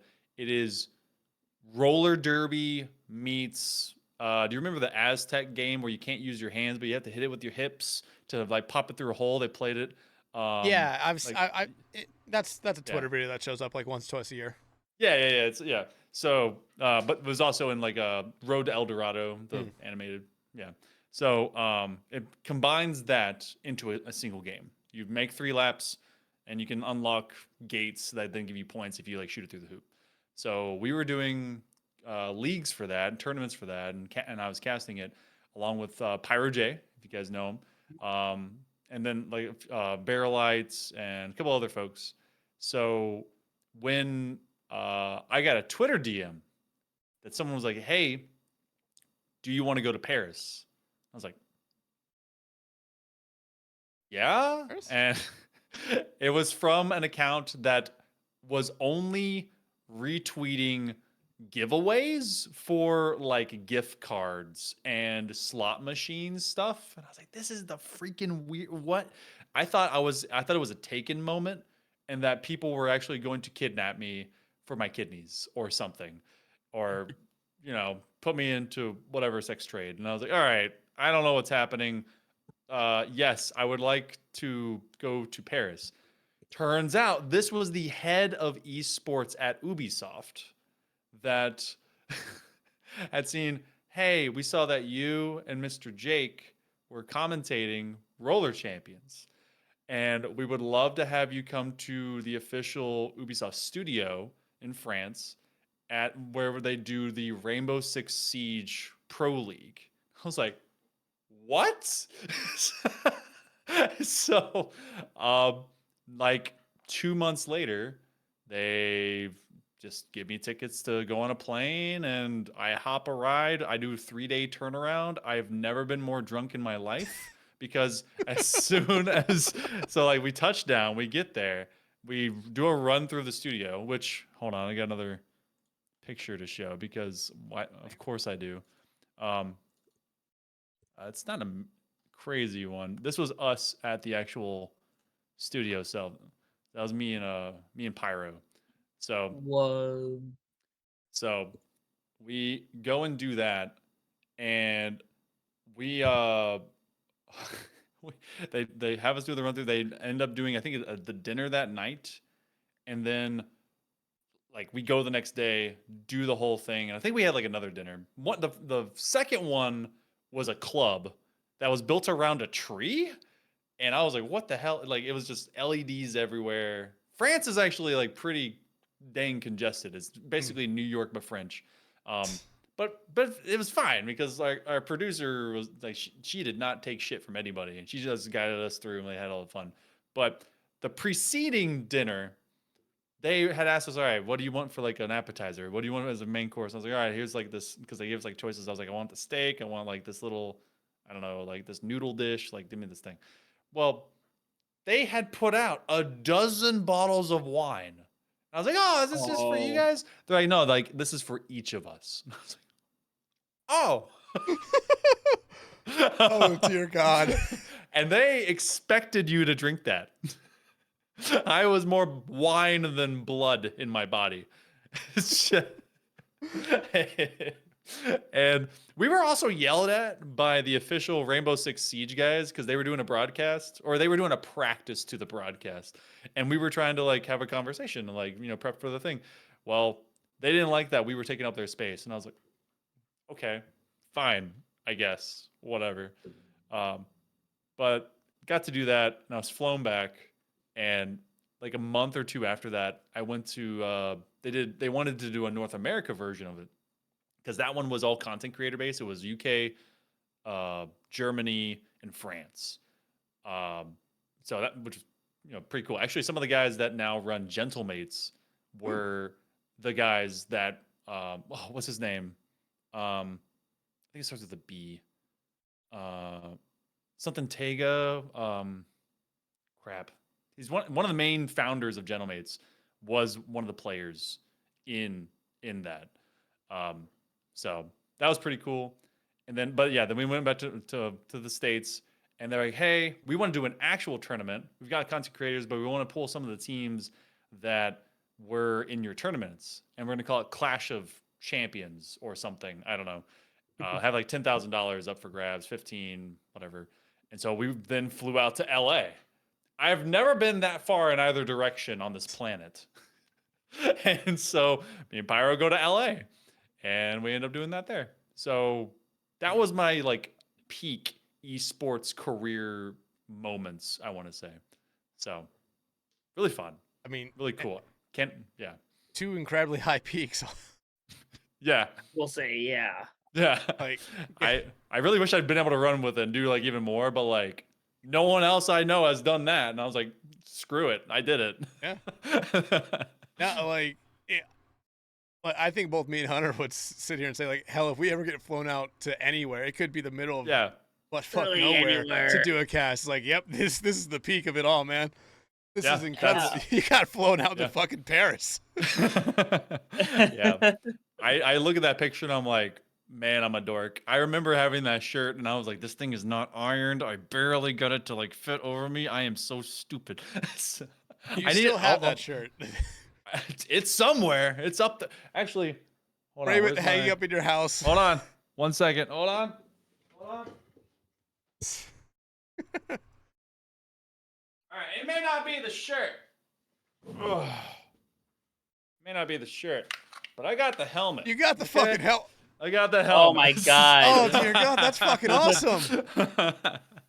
Yeah. In case anyone ever doubted me, no. This came from their studio. They put all the awesome stickers and stuff on it. If these were charged, they would light up, these little horns and stuff. Oh, that's fucking awesome. Yeah. I was gonna say, did you steal that? we asked them, we're like, hey, is there anything not nailed down that you'd be cool with us taking? They're like, yeah, like go for it. I was like, well, I'm taking that fucking helmet. Sweet. I'm just gonna take this desk then if you guys don't want it. I need a new desk at my house. This one would fit perfectly. I need to find the picture. It's on my phone of the I had taken one of the sledgehammer because Rainbow Six. Yeah. They were there, and it was right there, and I was like, I'm getting this money shot. So, yeah. I love it that's just Rainbow Six is that. Like, here's your major trophy. It's just it's an actual fucking weapon. Which is great. Yeah, like here's that's why I'm sad we've started 3D printing like crap like trophies for Rocket League, because remember when they were given a tire rim? here's your entire tire. Like, I'm okay. I'll say this. I'm okay with a trophy being 3D printed as long as the 3D print is just like a mold that you're gonna go make and like fill it with epoxy or something. But it's look, did you see the one that was like all hexagons and it was terrible? Oh my god. No. Oh, here you go. Let's see. There you go. Enjoy that little ditty. Oh, what? Look at that ditty. That's God. like, how do you go from this? Fucking major trophy. How do you go from that to that thing? It's a major award. Oh, do you actually get that? Oh, okay, I thought you actually got the reference. Now that is a major award. That, like, fuck, I would want to win that. This, honestly, this just, dear God, this looks like just a, like, oh yeah, here's our second place trophy to all the players. Yeah, and then when they finally got their shit in order, then it's not. Here's the comparative. Now they do like some kind of like crystal trophy, but everything has become about money. So they have to name like, yeah, this is from crystal gold maker so and so, blah blah blah, and it's worth like such and such. Like who cares? We wanted the rocket cars. We wanted the stupid goop coming out of the back of this little Hot Wheels that's hitting the ball. Give us that, not this. It's like I'm gonna pull it up here 1 second. It's like League, like the what's the. You got this. You can figure it out. I'm forgetting what the actual like name of the tournament. I think it's Worlds for League. Oh yeah, Worlds. Look at this fucking shit. Look how beautiful it is. Do they do the placard names like the Stanley Cup on that, or do they not? That'd be cool if they did. Can you imagine like Stanley Cup? I bet they would. It would be fucking, like. Okay, this is a call out to all esports organizers. If you think you're going to be around for more than 10 years or 5 years, fucking start putting the names of the people who win the championship on the trophy. It makes it so much cooler. Yeah, because like for Rocket League, they put it on in-game banners at like DFH Stadium, which still takes them a while to do. One of my favorite trophies. Let's see if they have it. To be fair, it's the international. It's the Dota 2? For Dota 2. Yeah, like the shield. That thing's just great. Oh yeah. Yeah. Yeah, like this is that is sick. This is like that's like, awesome. Yeah. Just give me a shield. Give me a sword. Give us weapons, okay? Give us weapons. I know. Give me a sword, honestly. Just like I know that cars. Wait. You want a sword? You want a sword? Yeah. I do want a sword. I mean, I have a sword, but I would like a second sword, please. The arsenal is never filled enough. True. Always have space. Yeah. It can be I'm not good until I'm basically Zoro, just walking around with. You want a trophy that's a sword hunter? Yeah. Well, then I have the sport for you. How about the Korean Baseball League? What the heck is that? That's their trophy for winning it all. That is amazing. Look at that shit. Like, why can't we get that? Look at that fucking I'm tired of cups. I'm tired of goblets. I'm tired of crap. Give me weapons. Give me Korea. Just look at that, and you can tell everyone generally really fucking happy to win that thing. Yeah. Well, you know, maybe there's something wrong with these sports. We look at this and we're like, man, that's awesome. I want that trophy. I don't know. I feel like we're in a good place. Like we're in a good place, but like, listen, I'm just saying, I love trophies and all, but like, the one dude from Michigan really figured it out with the Beyblade tournament, where the trophy was just a used Honda Civic. A 2004 Honda Civic. That tournament happened recently too.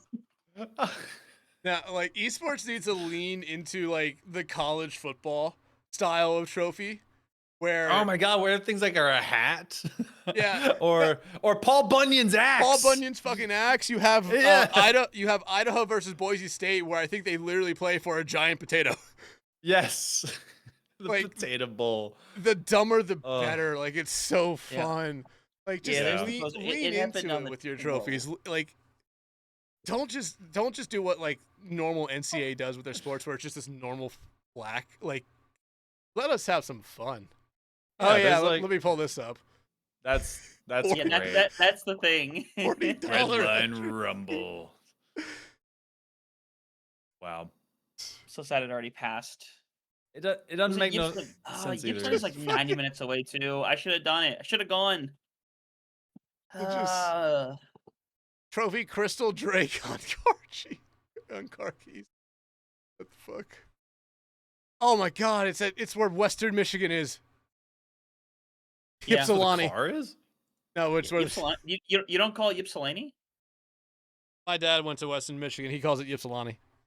Oh, okay. I guess I give credit. Oh wait, no, Western Michigan and Kalamazoo. This is Central Michigan, I believe. Yeah, Kalamazoo is a little further out west. I've been out to Kalamazoo. I have been to Ypsilanti since I was like 18. I'm looking at so many Beyblade trophies right now. I love it how Wow. it's sponsored by Spin City, Bays, Beyblade Kingdom. I can't tell what this one is. It's just, I don't know. I think it's Treasure Bucks Games, and then, oh yeah, here's a car collision sponsorship. Oh my god. Entry fee of $40. Honestly, I would have paid that $40. More Can't lie. prizes added every 20 participants. Oh my god. What are more prizes? What does that entail? It's just unlocking tiers of What is this? A freaking Kickstarter? Yeah. exposure. Okay. It is exposure, honestly. They should have streamed this thing, did they? It doesn't look like it. You scan the QR code, see what Oh. pops up. I love. All right, I kinda got you, lo- bud. Don't worry. I kind Give of me love a the second. shittiness of this. Yeah, I'm actually gonna QR code this thing. This looks like one of those old magazines that you would find at like a for a literal car magazine. Okay, should I'm opening do- right now. Oh, it goes to the challenge tournament page, so I can find out who won it. I guess players, did they actually get the full 256? They had 256 people. That is fantastic. That's all you ever want to see. I gotta do You want to math see it right now. maxed out. I gotta do math right now. What's your math? What are you mathing? 256 times 40. $10,240. That's how much they Wow. made from just the entry fee. So they probably made money because I bet you that Honda Civic did not cost more than $5,000. Look, Honda Civics last forever. Okay. This is one in I Michigan, know. though. Right? I owned a Honda Civic. That thing made it to hell and back. This is in Michigan, though. This has to deal with Michigan winters. That's fair. Oh, that's. I Yeah, bet it can still do it. It's kind of brutal up here. Like, there's two Depends. cars that can do anything: Toyota Corollas and Honda Civics. They are like the 1080 Ti's of the GPU world, made too perfect. They can just last.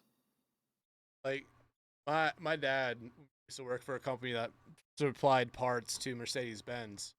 And Mercedes-Benz, through the company my dad worked for, would supply parts to Toyota.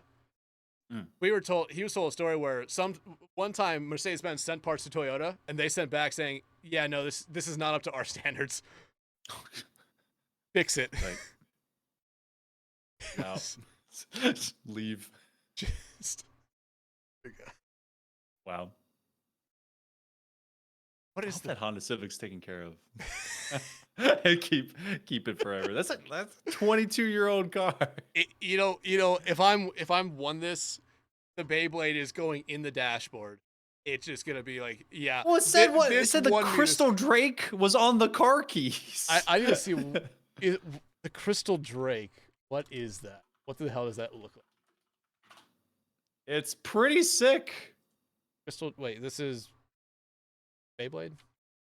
Yeah, look, it's this thing. Oh, you already. Look at You're doing the work for me. Yeah, Awesome. I got Oh you. my god. Yeah. 11-year-old, 9-year-old me would have loved this thing. 37-year-old me would love this thing. That's awesome. Beautiful. That's just on your car. Man, that's a heavy car key. I think. Oh yeah, I'm gonna go swing around the corner. Oh, it's like Pulls it's up. part of the ripcord. You just pull your keys out of your pocket too fast. That goes flying off and hits someone in the face. Oh no! Listen, And in true Beyblade form, it summons a dragon. Yeah. 'Cause, Oh god, yeah. I have to do the Beyblade tournament this year. I have to. Do it. Do it. Yes. I Do will it. do it. How far are you moving? How far are you moving? Like you're 10 minutes away from where I'm at. Okay, you're I'm not moving fine. far. I'm still in Ohio. Are you moving Okay. closer or further away from the missile? Missile. Technically further. A little further from the missile. So the, Well, I am getting closer to the destination of the missile, I guess you could say. So, MonkeyMan, I don't know if you know this about Ohio colleges, but there's a school in Toledo called the Rockets. Oh yes, I do know Yeah. that. They have a decommissioned missile pointed at and angled as a certain way that it would, if it were to fire off, it would land at the 50-yard line of their biggest rival. Oh, wait, who is Toledo's rival? Bowling Green. Yeah, Bowling Oh, Green. BGSU. okay. Yeah. Hold on. Wait, hold on. I need to bring them up. All right. It took me forever to understand what the heck that was on Bowling Green's helmet. I The could Falcon? not discern it was a bird. Now, Oh, the like- Falcon. Yeah, Falcon. Yeah. are you talking about it- the old logo or the current one? The old one. Yeah. Hmm. Because it was like this reverse line thing. It tried minimalism, and it was just not good. Because like obviously that one's a bird, but then like they just had a bunch of like nonsense, and they didn't put the eyeball in it. It was just like here's like a swirl. It was this. Yeah. Yeah. To 2004, I was like, I don't know what that is. Then they finally decided, you know what? We're not gonna have this like stupid looking almost seagull letter GLT. Like, cause if you look at over the Bowling Green Falcons like thing, it looks like LT or Yeah. GT. Yeah, no, it's I would think GT first before LT. Like I would almost say, is that just a weird Georgia Tech logo? Yeah. I was like, what? Yeah, and like- then it obviously it says Falcons, but no, it was Yeah, not good. You describing it like that reminds me of a terrible logo that I remember. Oh no. Not Wilmington. Okay, so what's the name of this? What's the mascot name here? Isn't it the, see, I actually like cast for them because isn't this like some kind of seabird? It's You're so close. it's like, it's not a Seahawk, right? Yes. Is it it is a Seahawk. Okay, yeah. Yeah. Look at that shit and tell me that's a fucking bird.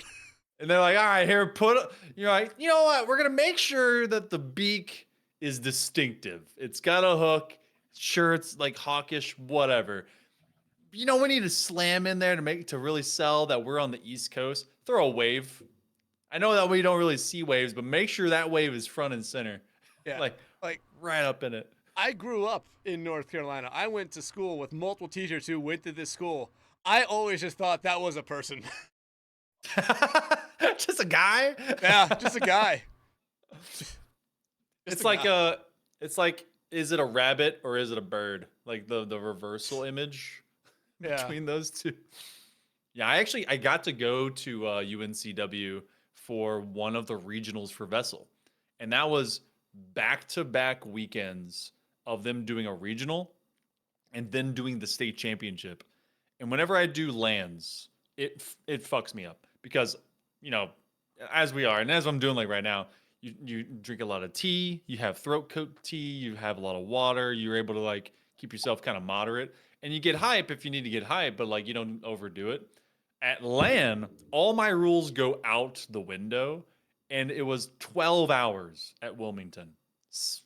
Very salty smelling place, by the way. They're on the coast, so whatever. And then I went to Charlotte at the Panther Stadium, and I was talking like this, and then I had to just throat coat myself insane amounts, and I could do that for another 10 hours. So, yeah. I will say throat coat tea is actually like a really good tea. It's very good. It will save your bacon. If you're getting into casting, throat coat tea. Do it. And honey. A lot of honey. Yeah. The first LAN I ever did was the collegiate LAN at DreamHack. So the first day I was there, I had what I called a LAN diet of, here's 4 monsters. Yeah. Yeah. They were free. They were free. They're free. They're free. How can you say no to free? You know, you can't. That's true. My Yeah, that's. Go ahead. do I actually have you done a LAN, Hunter? You've done a LAN, right? I had done a LAN, yes. What was your LAN? What'd you do? I did Fort LAN out in Fort Wayne, Indiana. I did Smash Brothers for that. That's awesome. You a big Smash head? You like Smash? I've not in terms of a player, yeah, I've played it for years. It is so much fun. I have not casted it enough though, quite honestly, but I've always wanted to do it more. Just need to have more opportunities to do so. I work with a high school group for the PIEA, the Pennsylvania Esports Yeah, the Interscholastic TEC, Association. yeah. All that. So, and I got to do a LAN. Where was it? I think it was LAN of Mount. Steel? No, I wish I'd done that one. No, this was Mount Aloysius, I think. And I got to cast an entire day of their D1 Smash, like 10 straight hours of Smash casting. That was fun. Wow. I forgot just doing FGC casting is just it's a vibe. Like you can know a lot of what you're gonna do and like how the characters are, but otherwise you're just up there prepared to throw things. You're like, "Argh!" Like I had gone out into the local town and I went and bought like 10 packs of Pokemon cards and I was just tossing them to players as they were like playing. I was like, you can have that. Just loved it. My first LAN though, I did up in Albany, New York. I was a replacement for Bass from the Past, and they had me do Rocket League with Orbital, and that was super fun. I also remember almost fucking up real bad because, you know, we tend to ourselves. We don't curse. We try to make it a clean product, sell it. You know, be able to like push everyone up there. Well, the term and the phrase "shits and grins," I was about to say it, and I got like stun locked into just be like, yeah, man, he's just hitting this ball for fun. It's just like for like I'm just staring at Orbital, and he's looking at me, and the producer's like, what's going on? And I'm like, like I had to just get it out. But in real time, failed the quick time event. yes. I luckily didn't say it. I didn't say anything, but like, yeah. So that was early on, like 2018.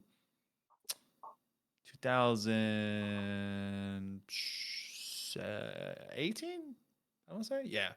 So, yeah, but that actually helped me recognize the amount of depth that goes into production, not just from a hey, say words, go ball. That like the observer, the sound engineer, the director, everyone that was logistically maintaining the hardware. So like the admins, like there is so much that goes into all that. Because people think, oh, you just show up, they plug the PCs together, go out there and do it. And there's like it's a ton. And I was like, if people want a career, you could do this. You could do all this. Yeah, it was great. No, like we've had a lot of like production people on this podcast, and it's always really fun to hear them talk about what they do and why they generally like do really love it. It's also just really fun, like being friends with a lot of them. It's like you also just hear some of the dumbest stuff. Like if you're just if you're just kind of sitting in the prod call during an actual cast, sometimes they're talking about stuff that's going on in the game, but all the other times, like, yeah, here's this random fact that I know for some reason that everyone just kind of spirals off onto.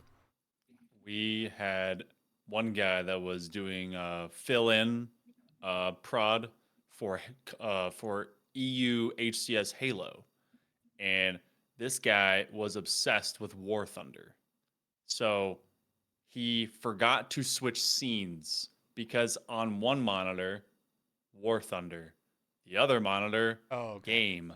So he was playing the thing, and we're like, hey man, can we actually get the feed for like 5 straight minutes at minimum? We were sitting there like, I can hear the game going. Can you flip it, please? And I'm like yelling into the sky. And just, yeah, sometimes people kind of lose focus. And then other times, and it's always weirdly community based, because then there was a Valorant production that was going well and nothing was wrong. We came in a little bit early before like whatever break that we were throwing, and everyone was meowing. That's And I was that like, sounds about right, yeah, actually. yeah. I was like, this is Quite very accurate. Valorant. I would just be like, okay, leave. Yeah, You have to meow back. yeah, How it is. yeah. Always have to. I mean, you know this very well. Well, I know this very well, anyway. Bark meow.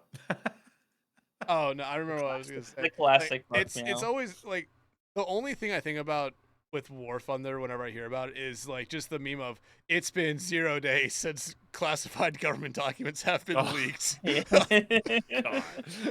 On one of the War Thunder servers. Guys, please, this is not a joke anymore. Stop leaking government documents about our game. It's not fun. We don't want it, please.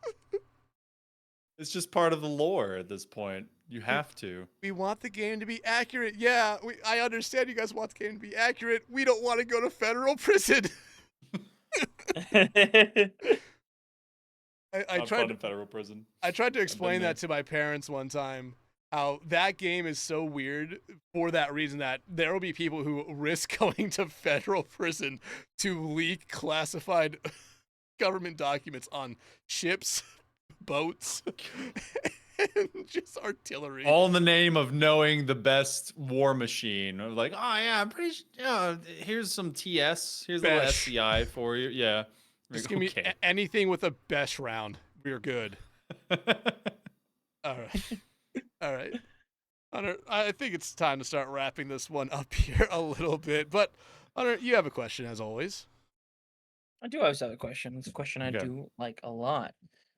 So obviously, I would say, relative to each other, we've been around for a hot minute. Maybe not just in esports, just games in general. And Mm. whether it was the days of Xbox Live, PlayStation, or however you grew up in this world, we decided on gamer tags growing up. Sometimes they change, sometimes they say the exact same. So that leads me to this question of why did you decide to go with the handle HailMonkeyMan? So I've had one gamer tag for 23 years. Wow. So since I was 14 years old. So Hail Monkey Man, I was a huge, and still am a huge cartoon fan. In fact, I want to get into voice acting eventually. Same. And 90s cartoons were wild because they jumped point from 80s cartoons, which were all about like these moral, like always has to have some kind of lesson, whatever. And then eventually people got into the creative space and they're like, you know what? These kids got to know some real fucked up shit. So you saw stuff like Ren and Stimpy. You saw Oh, Angry Beavers, All Real Monsters. Well, 90s gave us also an awesome, still lesson prone show called Hey Arnold.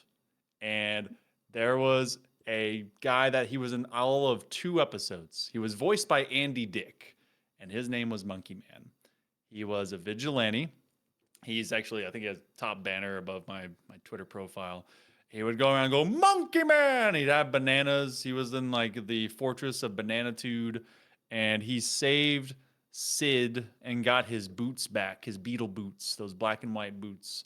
And then he had like this entire like singular episode arc of like his dissension from being a vigilante hero into then going into the high life because everyone's like, oh, he's famous. Oh yes, come get corrupted, and he became like better than everyone else because suddenly he was with rich folk, and then like the kids got beat up again, and he's like, you weren't there. So then he realized the error of his ways, stripped all that away, and then he went back to being Monkey Man again to protect the kids. And it was this random thing. I loved how stupid it was. He was voiced like really well, and then it was all part of like that same like interlude of just like that time frame of cartoons, just being with the weird, but still finding some moral like positivity. And I was like, you know what? Monkey Man. So anytime anyone has ever said, Hail Monkey Man, it's like they're remembering and greeting the vigilante hero that helped the kids. And some people like, you know, I think about my Gears of War days, they go, HailMonkeyMan. I'm like, that's all I want to hear. That's all I want to see. That's all I want to hear. That's my favorite thing. So, yeah. Oh wow! I was gonna That is say me. you should dress up as Monkey Man, but then It wouldn't take much. Like Yeah, no, bell-bottom jeans. yeah, like I'm looking at it right here. Like this is Monkey Man. It's not that much. Look at him. Yeah, look. I just need to get that mullet. Yeah, that's the toughest part. It's big ol' M. Get a green cape. Yeah, he's awesome. Is he wearing monkey slippers? Yes, he is. Yeah. Like, I don't know if I can pull off the bell-bottom jeans though. Those things. Yeah. I think I'd trip on myself if I wore them. Well, it's about the aesthetic. Yeah, it is. You got to sell it. Also, Arnold had the coolest room ever in that show. If you've never seen Hey Arnold, you need to go watch it. He lived in the like roof loft above this boarding house with his grandparents because his parents had just disappeared into the Congo. Yeah, coolest room like ever. He had a little like fish tank. Everything was controlled with a remote control. You get to have the skyline. Like, oh, it was awesome. This room, and especially with the design of it, is peak 90s. Yeah, and you get the little like impressed ladder into the wall, and he can go up onto the roof, and he can go talk to what's his name, Pigeon Man. Yeah, it was a great show. Pigeon Man sounds completely made up, but knowing Hey Arnold, it's 100% real. It was real. It was this guy. He had pigeons, and he loved all of them, and he talked to them, and then eventually everyone was like, you know what, He's like, you know what, my time has come, and he trained these pigeons. Gave him all a little like rope string, and he went whoo, whoo, and like they all flew upwards, and he spread his wings, his arms, and he flew away. His pigeons took him out of the city. My God. Oh God. We got one more question for you though before you go, and normally this would be done by our old third host, Megalass. Okay.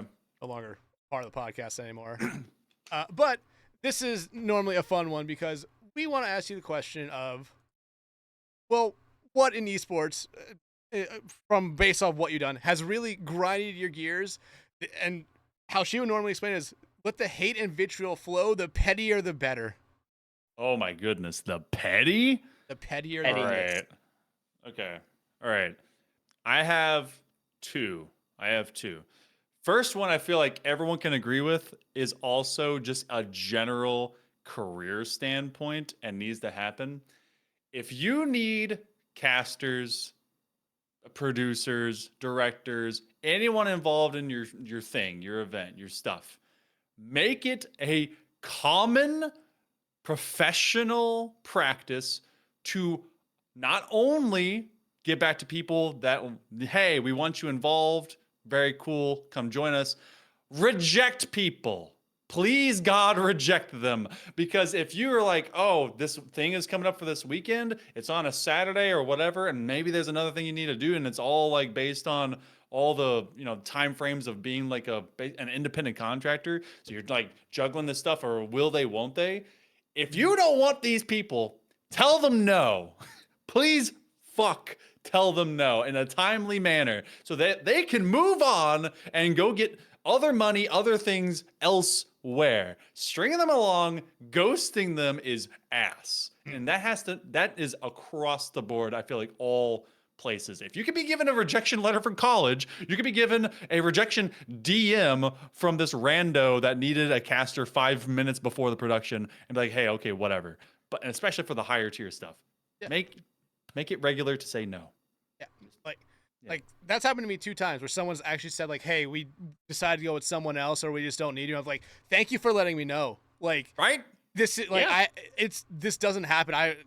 There have been events where I signed up for and I was communicated with a little bit, and then just nothing happened. The day of the event, I sent a message, and then they send me something back after it starts. Like, "Oh, sorry, man, we failed it. We didn't. We thought you would take the hint or something." Yeah, cool, man. Just take the hint. Take the hint. It started. Like a bunch of us are some level of neurodivergent. None of us are taking any hints of any kind. Okay, we don't pick up on that. Then the other side of that and this again can go for a lot of things. If you are like a community or trying to build up tournaments in whatever capacity, please, in some way, shape, or form, for planning purposes, for tournaments and all that, have a structured thing and separate your window of signups by at least 24 hours. Be like, here's the cutoff, and mean it. There will be a lot of people that will whine their asses off. Like, please, we just heard about it and the thing passed and I don't know how to read and someone just doesn't, they don't know how to turn on a PC, but we're gonna be in your, just tell them you missed the deadline. That's it. If they want to do it, they'll get in again. Do not stretch it thin to then make these timelines not work for all the people that are also going to work for you.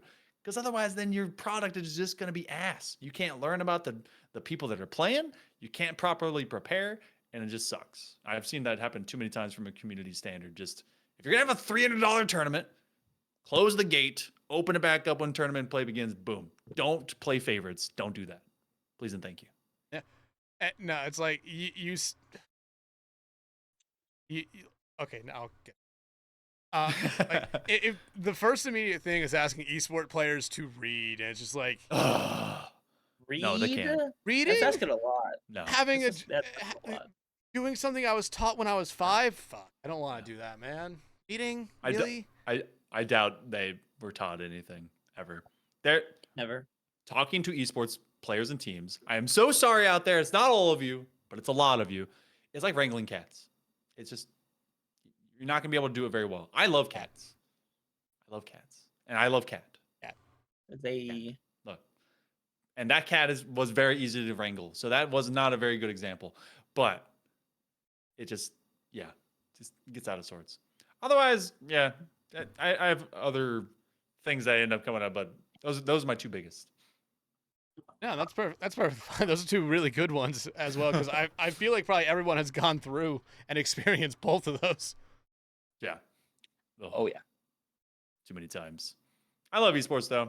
Esports is something that, as much as like the greater industry at large will continue to find ways to fail. It's like snatching, I guess, defeat from the jaws of victory. They will also continue on because we love games. So, yeah. Yeah. As long as there's people playing them, there will be community leagues.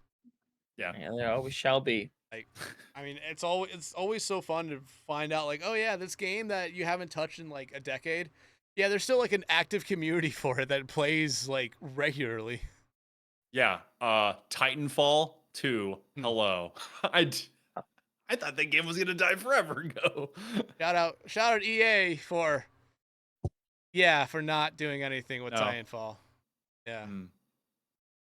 I think I actually still have my Titanfall. I have like several statues over there. Like, I'll show them later. A cool concept, really good gameplay, unique gameplay as well. Yeah, Apex is Titanfall. It's in the same universe. It's not the same. No. Live service model that we can definitely get a lot more cash off of. You could have built so many other mechs.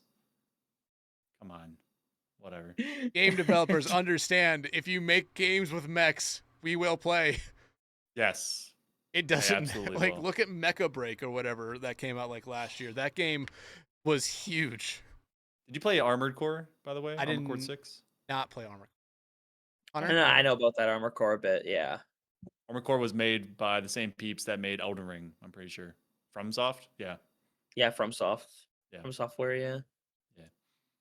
FromSoft making a mecha game. It's so weird.